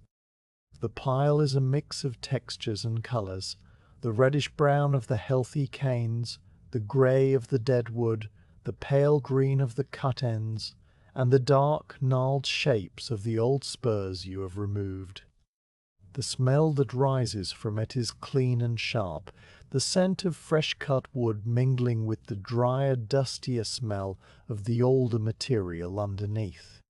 You have emptied your basket many times now, and each time you walk to the pile and tip the canes onto it, the sound is a little different, the canes landing on other canes with a dry, hollow clatter that echoes for a moment in the quiet air and then fades. You stand beside the pile for a moment after emptying the basket, letting your arms hang loose at your sides, and you look out across the valley with eyes that are slightly unfocused, resting on the middle distance where the river glints and the fields shimmer in the golden light.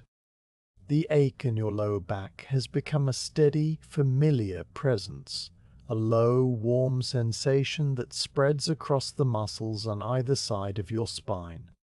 It is the kind of ache that comes from sustained, patient work, not from strain or injury, and you have learned to accept it as part of the rhythm of the day. You stretch occasionally, standing up straight and arching your back, reaching your arms up toward the sky, and you feel the vertebrae in your spine separate slightly, a series of small, satisfying releases. The stretch lasts only a few seconds, and then you lower your arms and return to your kneeling position, the ache still there but softened, pushed back a little.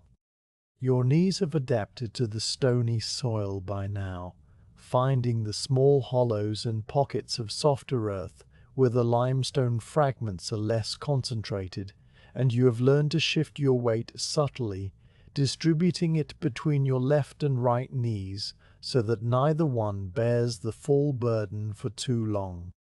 The breeze that has been blowing all afternoon has not lessened, and it continues to move through the vineyard in long, steady waves, making the canes of the unpruned vines sway and click against one another. The sound is a gentle, random percussion, a soft clacking and tapping that fills the background of the afternoon like the rustle of 1,000 small dry hands.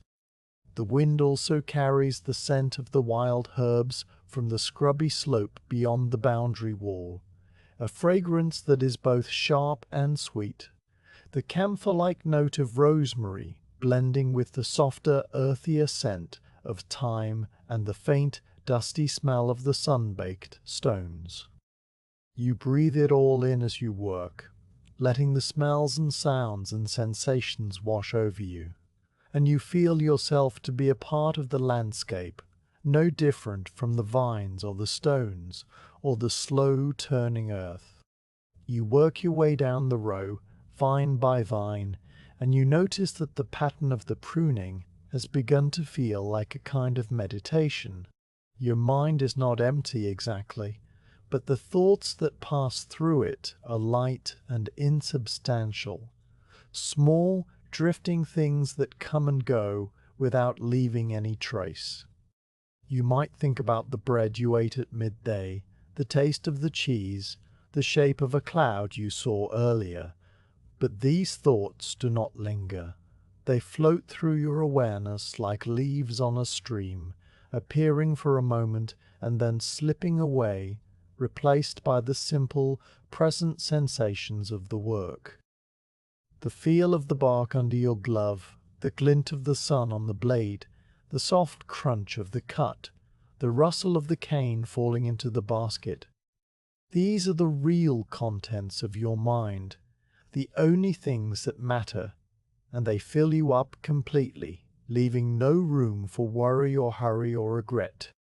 You reach a vine that is nearly identical to the one you pruned in the early morning, the one with the spiral trunk and the two balanced arms, and you pause for a moment to appreciate the symmetry. This vine has the same twisted shape, the same grey flaking bark, the same orderly arrangement of spurs, and you realize that pruning it will be almost exactly the same process as before. The canes are slightly longer, the buds slightly more advanced, but the structure is the same, and you work through it with the same sequence of cuts, the same careful assessment, the same gentle, unhurried rhythm.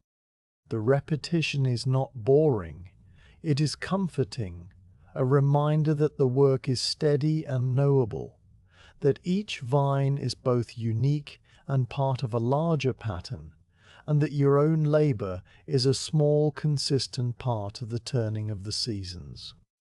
The afternoon light continues to deepen, the gold darkening toward amber, and the shadows of the vines stretch out further and further across the rows, long distorted shapes that look like charcoal drawings on the pale soil.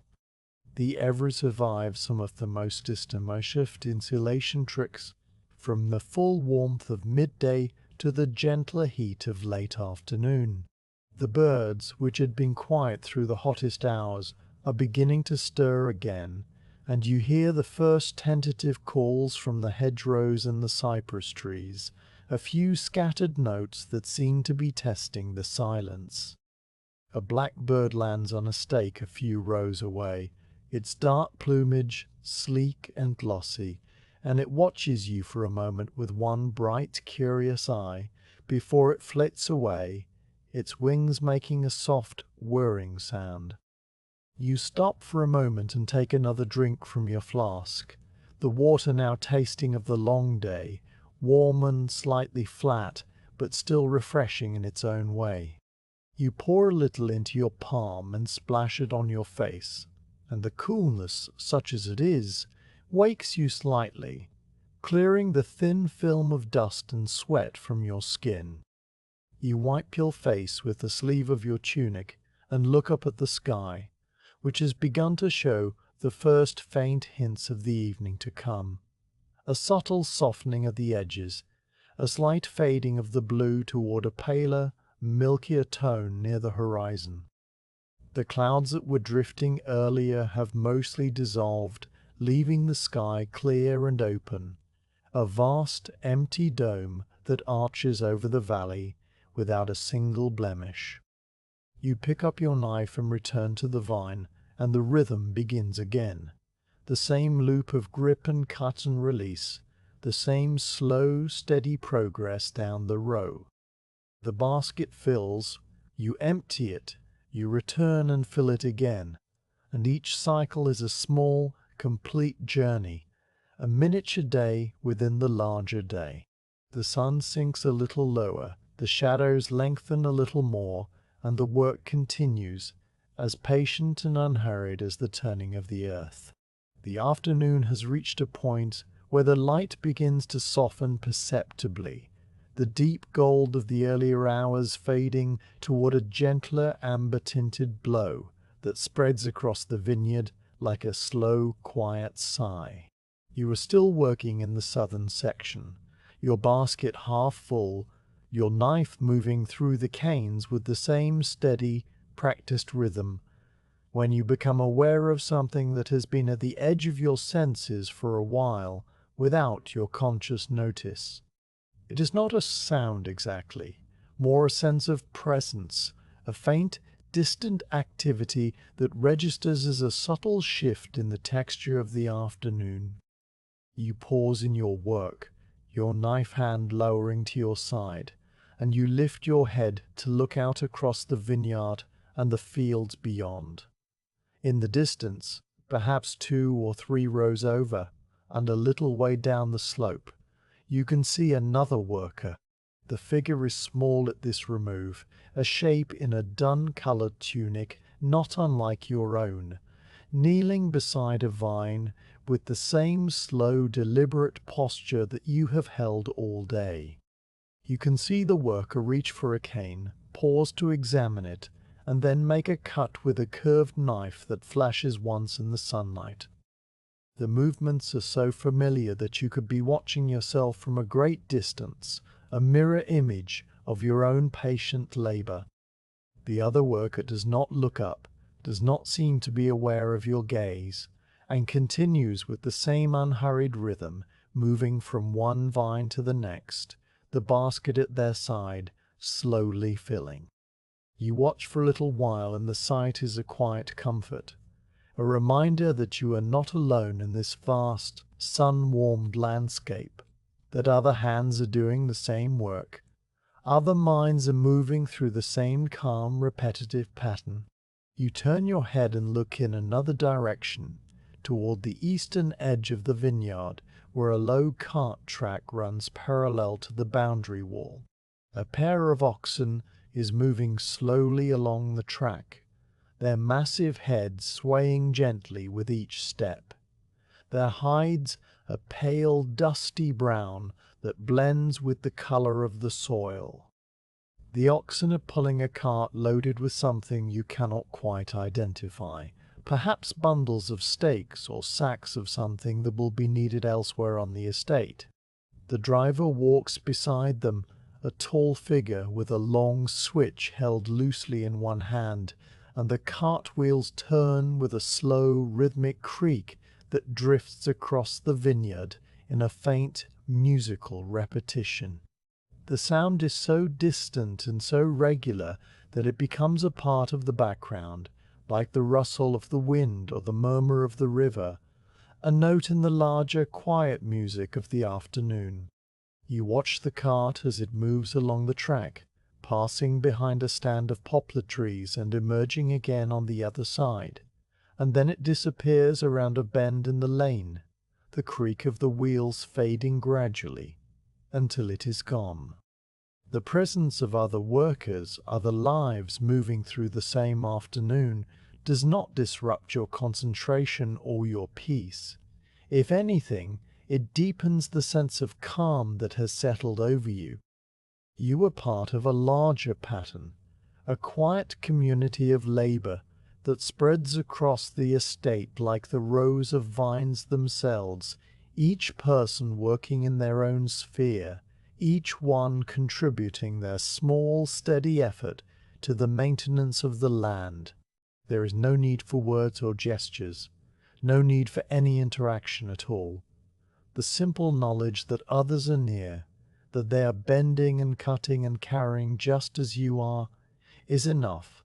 You return your attention to your own vine, your own knife, your own basket, and the rhythm picks up again without any break, the same loop of grip and cut and release that has been your companion since the early morning. A little while later, as you are emptying your basket at the collection pile, you notice another figure in the distance, this one on the far side of the valley. The figure is too far away to be seen clearly, just a small dark shape against the pale gold of the harvested fields, but you can tell from the way it moves that it is a person walking, perhaps along a path between 2 fields, perhaps carrying something on a shoulder. The figure moves with the same slow, steady pace that seems to govern everything in this landscape, and you watch until it becomes indistinguishable from the shadows of the hedgerow, disappearing into the dappled shade of a line of trees. The valley absorbs the figure, and the stillness returns, the wide, open view once again empty of any moving thing except the slow shifting patterns of the clouds, which have begun to gather again in thin, feathery streaks near the horizon. You turn back to the row and continue your pruning, working your way along the stony ground, and after a while you become aware of a new sound, a faint, rhythmic tapping that comes from somewhere behind you, up the slope. It is the sound of metal on stone, a light, ringing tap that repeats at regular intervals, and you recognize it as the noise of someone repairing a wall. You pause and look back up the hill, and there, near the top of the vineyard where the boundary wall runs along the edge of the olive grove, you can see another worker. This one is standing, bending over the wall, lifting stones and fitting them into place, a hammer in one hand and a pile of stones on the ground nearby. The worker moves slowly, selecting a stone, turning it over, placing it carefully, and then tapping it into position with a few precise strikes of the hammer. The sound carries clearly in the still air, a light metallic chink that echoes for a moment and then fades, repeating again after a pause while the next stone is chosen and set. The rhythm of the wall mending is different from the rhythm of the pruning, less continuous, more punctuated, but it shares the same quality of patient, unhurried attention, the same sense of work that has no need to rush. You watch the wall mender for a little while, and you notice that the worker occasionally straightens up and looks out across the valley, just as you do, pausing to rest and take in the view before bending back to the task. There is no wave or signal between you, no acknowledgement of each other's presence, but the shared pause, the shared looking out at the same landscape, feels like a kind of communication, a wordless recognition that you are both here, both working, both part of the same slow-turning day. You turn back to your vine, and the wall mender's tapping continues behind you, a gentle, intermittent percussion that accompanies your own softer, crisper sounds. The afternoon deepens further, and the shadows of the vines now stretch across the entire width of the rows, overlapping each other in a long, dark lattice that covers the pale soil. The sun is noticeably lower, and the quality of the light has changed again, the amber deepening into a soft, rosy gold that makes the vineyard look as though it has been brushed with a thin blaze of honey. The air is cooler now, the breeze carrying a hint of the evening that is still a few hours away, but already beginning to make itself known in the subtle drop in temperature. You feel the coolness on the back of your neck, a welcome relief from the steady warmth of the day, and you pause to pull your tunic a little higher on your shoulders, adjusting the fabric so it covers more of your skin. In the distance, on the far side of the river, you can see a small group of workers moving slowly across a hayfield, their figures tiny and dark against the pale stubble. They are raking the cut hay into long, neat rows, and their movements are synchronized in a loose, easy pattern, each person working at their own pace, but contributing to the same overall task. The hay rakes flash occasionally in the low sun, catching the light and sending small, bright reflections across the field, and the workers themselves are silent, or their voices are too faint to reach you, so that they seem to move in a world of their own, a mute, distant tableau of quiet industry. You watch them for a long moment, leaning on your knife hand, and you feel a sense of connection to them, even though you cannot see their faces or hear their words. They are doing what you are doing, moving through the afternoon with patience and care, attending to the land, letting the hours pass in a slow, steady stream of small, useful actions. A little nearer, on the edge of the vineyard itself, you notice a figure moving along the headland at the top of the slope. This worker is carrying a large woven basket on one hip, and as they walk, they pause occasionally to pick something from the ground, perhaps fallen twigs or loose stones, clearing the headland for the coming weeks. The figure moves with a slow, swaying gait, the basket swinging gently, and the sound of their footsteps on the dry grass is a soft, rhythmic swish that blends with the rustle of the wind. They do not enter the rows, do not approach you or the other pruner, but simply move along the boundary, attending to their own quiet task, and then they disappear around the shoulder of the hill, following the headland as it curves out of sight. The presence of all these other workers scattered across the vineyard and the valley gives the afternoon a sense of depth and texture that you have not noticed before. It is like being part of a vast, slow-moving organism, each person a cell performing their small necessary function, and the whole thing working together without any need for direction or command. The land itself seems to organize the labor, the seasons and the weather, and the needs of the plants dictating what must be done, and the people simply respond, moving through their tasks with the same quiet, instinctive grace that the vines themselves display as they grow and climb and fruit. You feel a deep, quiet gratitude for this, for being a part of something so old and so steady, and you let the feeling wash over you as you return to your vine. You work through several more vines, the knife moving with the same calm rhythm, the canes falling into the basket, the pile growing, and all the while the other workers continue their own tasks in the distance. The wall mender's tapping goes on, a soft, regular beat that is now as familiar as your own heartbeat. The pruner in the next rows has moved a little further down the slope, and you catch glimpses of their bent back and the flash of their knife as they work through their own row, a parallel progress that mirrors yours. The cart has returned along the track, its load now empty, the oxen moving with the same slow, patient steps, and the driver is sitting on the cart this time, the switch resting across their knees, their head bowed as if they are dozing in the warm golden light.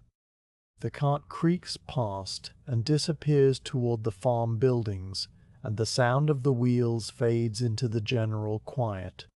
The afternoon is moving toward its close, though there are still hours of light left, and you can feel the day beginning to turn. The long, slow arc of the sun now clearly past its peak and heading for the hills. The shadows are long and thin, and the light has a soft, diffuse quality that makes everything look slightly blurred, as if you are seeing it through a thin veil of water. You pause again and look around at the vineyard, at the rows of pruned and unpruned vines, at the distant figures of the other workers, at the wide, peaceful valley that stretches out below you, and you feel a profound sense of calm, a stillness that goes all the way down to the center of your bones. Then you kneel again, take hold of the next cane, and let the rhythm carry you forward.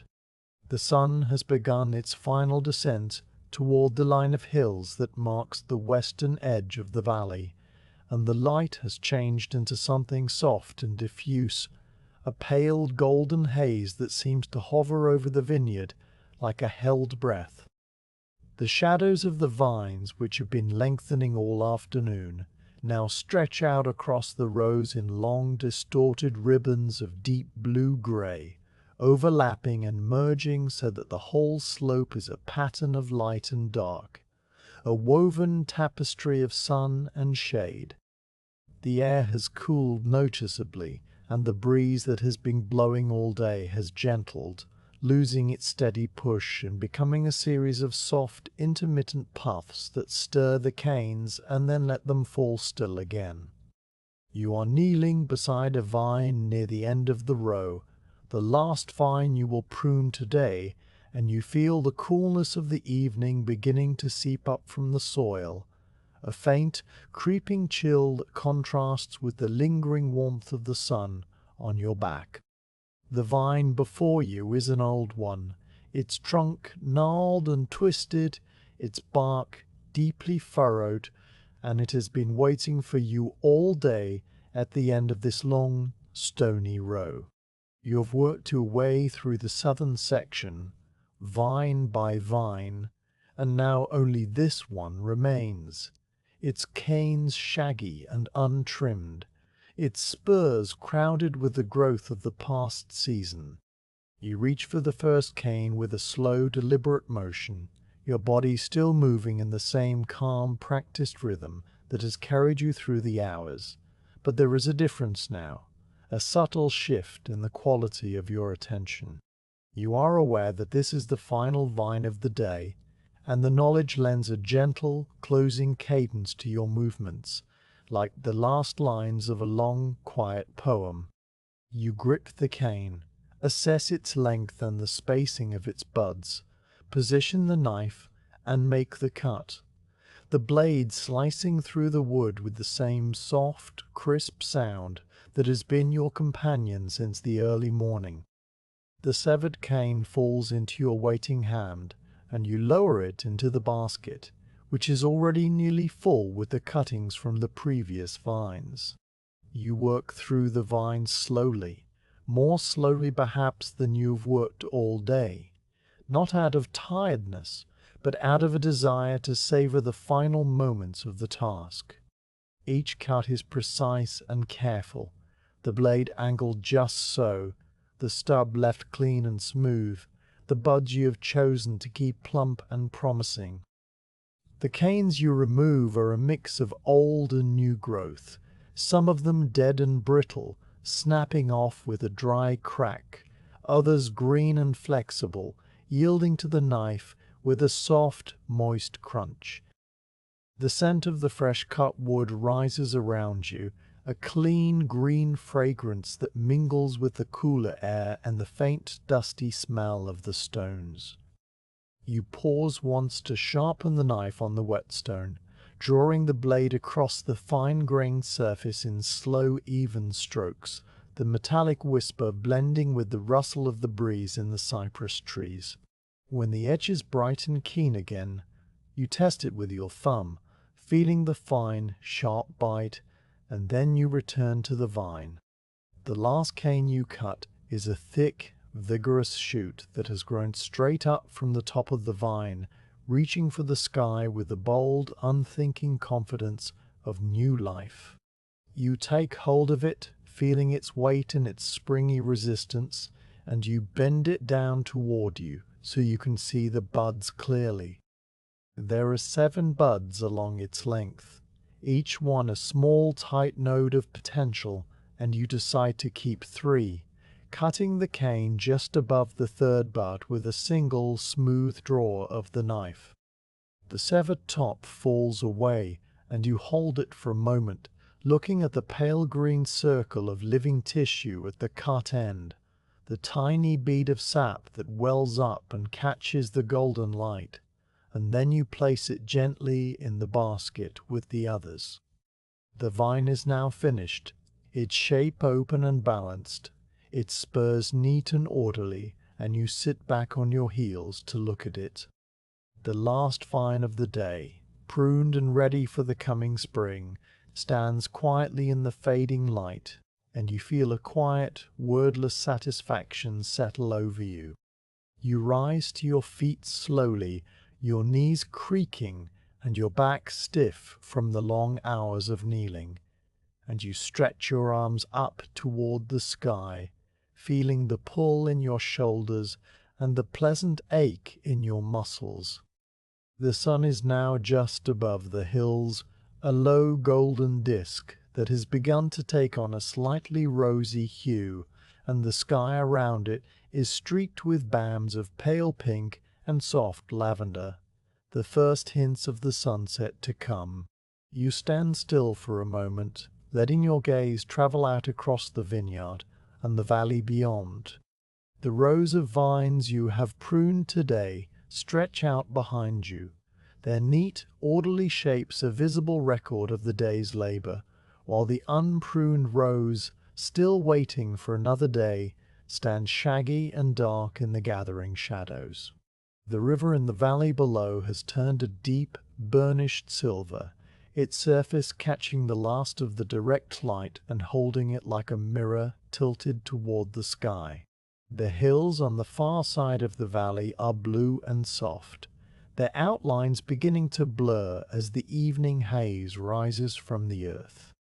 You bend down and pick up your basket, which is heavy with the final load of canes, and you carry it along the road to the collection pile near the boundary wall. The pile has grown into a large, sprawling mound over the course of the afternoon. The canes and spurs and dead wood all mingle together, and you tip the basket over it, the cuttings tumbling out with a soft, rustling clatter. You set the basket aside, leaning it against the wall, and you take one last look at the southern section, the place where you have spent so many hours of this day. The vines stand still and quiet, their pruned forms dark against the pale soil, and the whole slope has a feeling of completion, of a task brought to its proper end. You nod once to yourself, a small private gesture, and then you turn and begin the walk back along the road toward the tool shed. The walk is slow and unhurried, your sandals pressing into the wet soil of the row, and you let your hand trail along the tops of the vines as you pass them, feeling the rough bark and the occasional smooth, cool surface of a newly cut stub. The air is noticeably cooler now, and you can feel the chill on your arms and the back of your neck, a gentle, creeping coolness that tells you the evening is advancing. The birds have begun their dusk chorus, a scattered, melodic series of calls and answers that drift across the vineyard from the hedgerows and the cypress trees. A blackbird sings from the top of a stake, its song a series of clear, fluting notes that rise and fall with a sweet, melancholy beauty, and somewhere in the distance a thrush replies, its call a little harsher, a little more insistent. The sounds are peaceful, a soft, living music that fills the quiet without breaking it.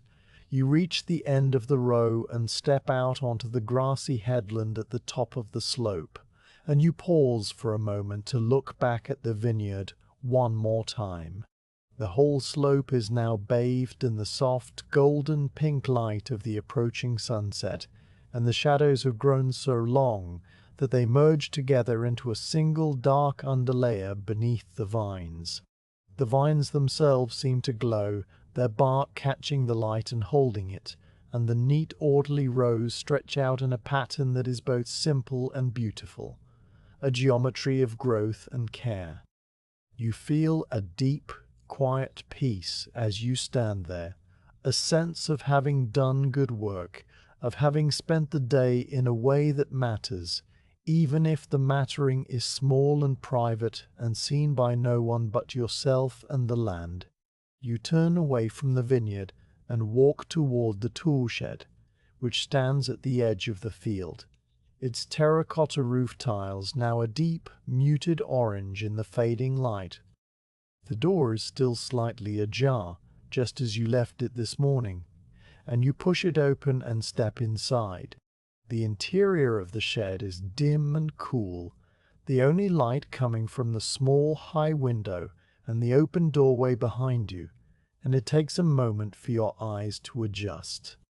The air inside smells of dry earth and old wood and the faint, metallic tang of iron, the same smell you remember from the morning, and it wraps around you like a familiar blanket.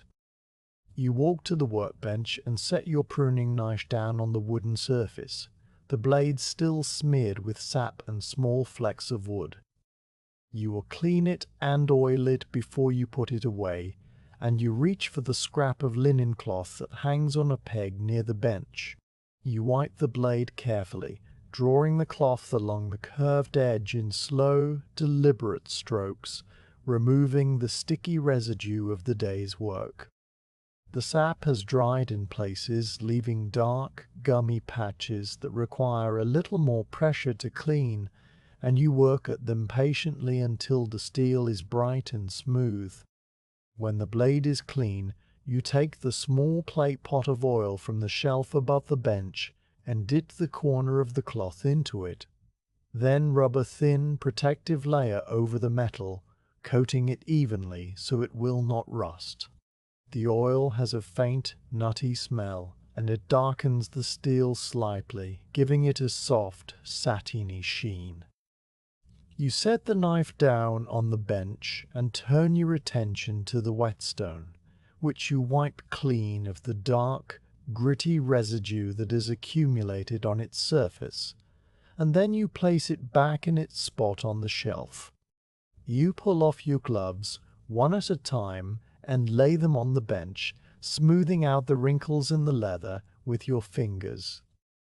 The gloves are dark with sweat and soil, and they will need to be cleaned and oiled as well, but that is a task for another time. You take the basket you carried all day and set it against the wall with the others, the stack of woven willow wands now neat and orderly, each basket nested slightly into the one below. You look around the shed, checking that everything is in its place, the knife on the bench, the whetstone on the shelf, the gloves beside the knife, the baskets stacked, the coils of rope hanging from their pegs.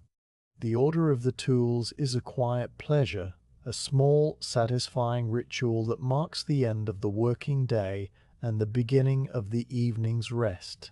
You step out of the shed and pull the door gently shut behind you, leaving it just slightly ajar as it was before, and you stand for a moment in the cool, still air. The sun has now slipped below the hills, and the sky above the western ridge is a blaze of soft colour, layers of rose and gold and pale violet that fade into a deep, clear blue overhead.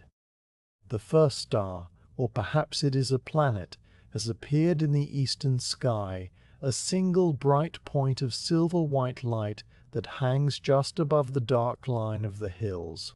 You look at it for a long moment, feeling the vastness of the sky and the quiet of the earth, and then you let your gaze drop back to the vineyard. The rows of vines are perfectly still, their shapes dark and indistinct in the twilight, and no breeze stirs the canes. The whole landscape has fallen into a deep, silent peace, a stillness that seems to hold the world in place, waiting for the night. You stand there for a little while longer, letting the quiet seep into you, and then you turn and begin the walk back along the path toward the labourers' quarters. Your body tired and your mind clear, the day's work complete, and the evening spread out before you like a calm, open sea. The path that leads from the vineyard back to the labourers' quarters is the same path you walked this morning, but the world it passes through has changed in every particular. The sun is gone now, slit below the western hills, and the sky that was a blaze of rose and gold and pale violet has begun to deepen into a soft, uniform blue, the colour of a calm sea just before nightfall. The air is cool and still, no longer carrying the warmth of the day, and it smells of damp earth and the faint, sweet fragrance of some night-blooming flower you cannot name. You walk slowly, your sandals pressing into the dirt with a soft, rhythmic scuff, and your body feels heavy in a pleasant way, weighted with the good fatigue of a full day's labour. Your arms swing loosely at your sides, your shoulders are relaxed, and your mind is quiet, emptied of thought by the long, steady rhythm of the pruning. The fields on either side of the path have faded into muted shades of grey and blue, the young wheat a dark velvety carpet, The pasture, a pale, open expanse where the sheep you saw this morning are now huddled together near the stone wall, their shapes indistinct and motionless. The hedgerows are dark, dense masses, their leaves rustling softly with the small, secret movements of birds settling in for the night. You can hear the birds more clearly now, their dusk chorus still in progress, a scattered, melodic series of calls that seems to be winding down, growing slower and softer as the darkness gathers. A single blackbird sings from somewhere deep in the copse of cypress trees, its notes pure and fluting, and you listen to it as you walk, letting the sound wash over you without any need to hold on to it. The path curves gently around the slight rise, and you see the small stream where you paused this morning, its water now a dark, gliding ribbon that catches the last of the twilight on its surface in faint, silvery ripples. The sound of the stream is different now, lower and softer, a quiet, continuous murmur that blends with the rustle of the breeze in the reeds.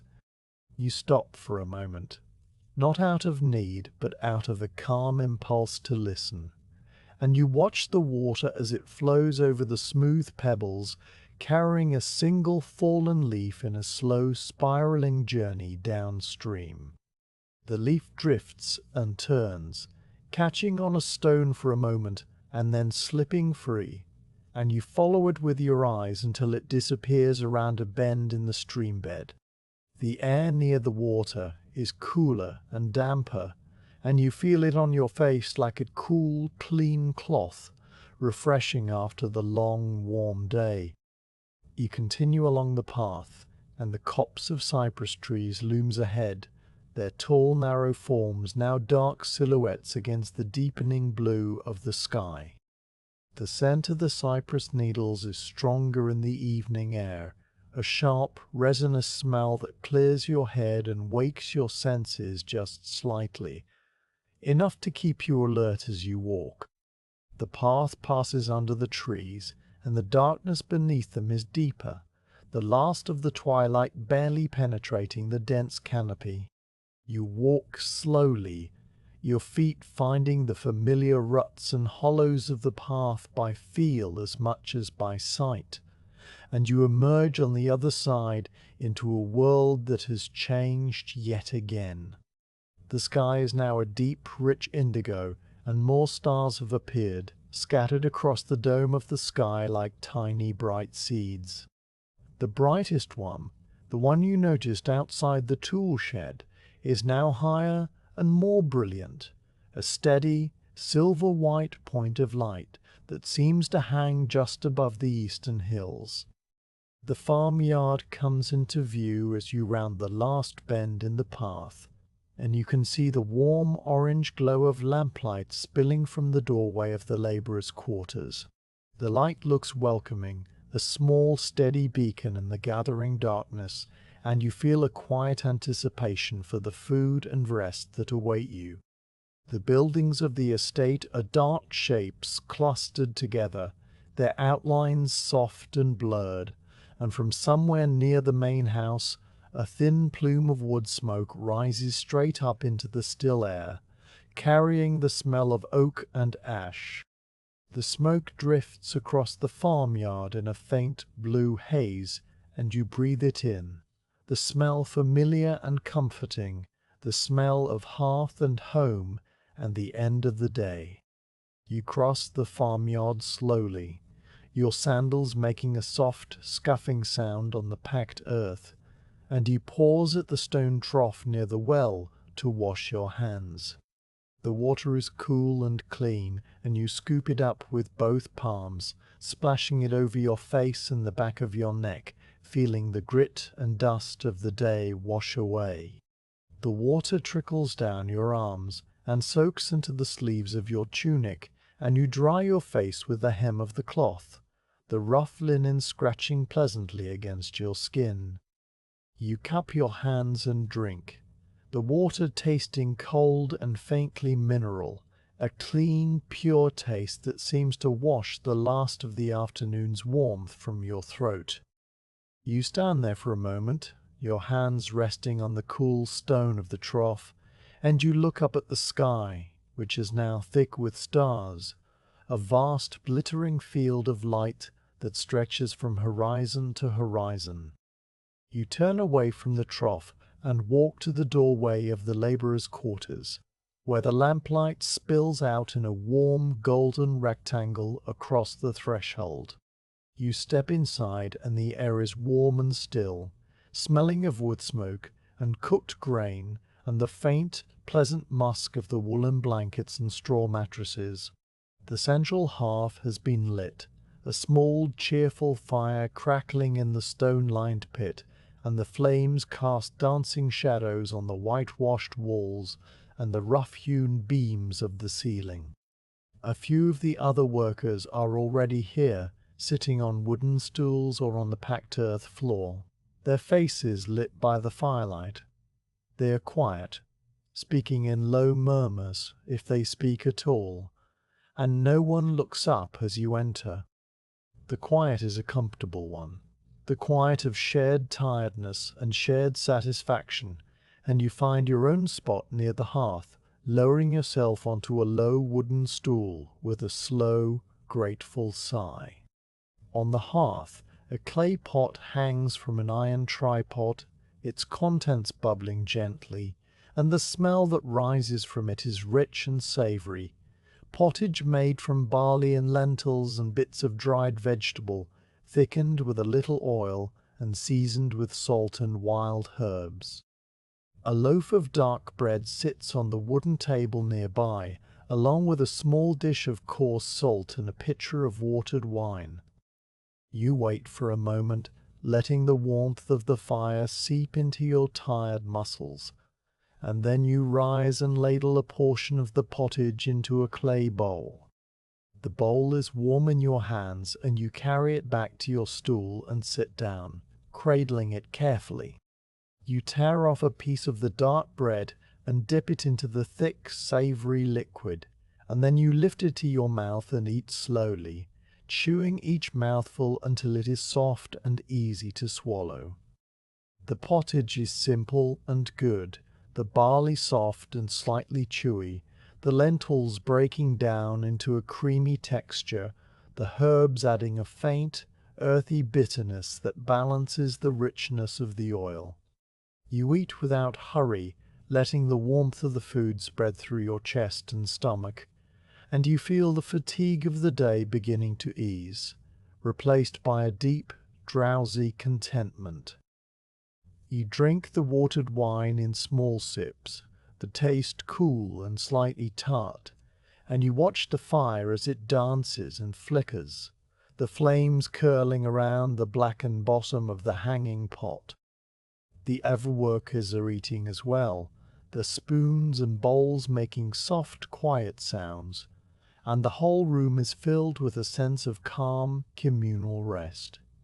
A shared pause at the end of a long day. When you have finished your meal, you rise and rinse your bowl in a bucket of water near the door, then set it on the wooden table to dry. You walk to your sleeping alcove, the same small, simple room you woke in this morning, and you push aside the plank door and step inside. The room is dark, lit only by the faint glow of the firelight that filters through the gaps in the door, and the air is cool and fresh, the high window still covered with its linen cloth, which billows slightly in the faint night breeze. You sit down on the edge of your straw mattress, feeling the straw crinkle and settle beneath you, and you unlace your sandals slowly, pulling the leather straps loose and slipping them off your feet. Your feet are tired, the soles slightly sore from the long hours of standing and kneeling, and you rub them absently with your thumbs, feeling the tension release. You pull your woolen tunic over your head and hang it on the peg near the door. Then you pour a little water from the clay jug into the shallow bowl and wash your face and hands one more time.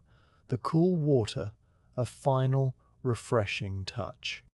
You dry yourself with the scrap of linen cloth, and then lie back on the mattress, pulling the woolen blanket up over your body. The blanket is warm and slightly scratchy, and it smells of lanolin and dried lavender, the same smell you noticed this morning. You shift in the mattress until you find the most comfortable position, your head resting on a small stuffed cushion, your arms loose at your sides, your legs stretched out and slightly apart. The mattress molds itself to the shape of your body, and you feel the weight of the day settling over you like a second blanket, heavy and warm and deeply soothing. The sounds of the evening drift through the high window, soft and distant, the last fading calls of the birds, the faint rustle of the breeze in the olive trees, and the steady, rhythmic chirping of crickets that has begun to fill the darkness. The cricket's song is a continuous pulsing note, a sound that seems to vibrate in the air itself, and it is so familiar and so constant that it becomes a kind of silence, a background hum that soothes the mind and invites sleep. You listen to it for a while, your eyes half closed, and you feel your breathing slowing, deepening, each inhale and exhale a little longer and a little calmer than the one before. Your mind drifts without direction, touching lightly on the images of the day, the grey pre-dawn light, the feel of the pruning knife in your hand, the smell of the fresh-cut canes, the sight of the river glinting in the distance, the warmth of the sun on your back, the coolness of the evening breeze. The images come and go, soft and insubstantial, and they do not demand your attention. They simply float through your awareness, like the clouds you watched this afternoon, changing shape and dissolving. You think about the vines you pruned, the neat, orderly spurs you left behind, and you feel a quiet satisfaction in the work, a sense of having done something simple and good and complete. You think about the other workers you saw in the distance, the pruner in the next row, the wall mender, the cart driver, and you feel a quiet connection to them, a sense of shared purpose and shared peace. The fire in the main room has burned low, and the faint glow that filters through the door has dimmed to a soft orange flicker. The other workers have settled into their own alcoves, and the building is quiet, the only sound the gentle, rhythmic breathing of sleeping bodies and the distant, constant chirping of the crickets. You turn onto your side, curling slightly under the blanket, and you feel the last of the day's tension drain out of your muscles, leaving them loose and heavy. Your eyelids are heavy, and you let them close, the darkness behind them warm and soft and welcoming. The day is over now, a complete circle from the grey dawn to the star-filled night, and you have filled it with steady, patient work, with careful cuts and quiet observations, with the simple ancient rhythm of pruning and tending. The vines you prune today will sleep for a little while longer, and then the warmth of the spring will wake them, and the buds you chose to keep will break and grow, sending out shoots and leaves and tendrils, and eventually the small hard green grapes that will swell and sweeten through the long hot summer. You will be there to see it, to tend and train and harvest, and the thought is a quiet, steady comfort, a promise of more days like this one, calm and unhurried and full of simple purpose. The crickets sing on, their song a soft, continuous pulse that fills the darkness, and the stars wheel slowly overhead, the bright one you saw earlier now crossing the meridian, beginning its own long, slow descent toward the west. The world is still and peaceful.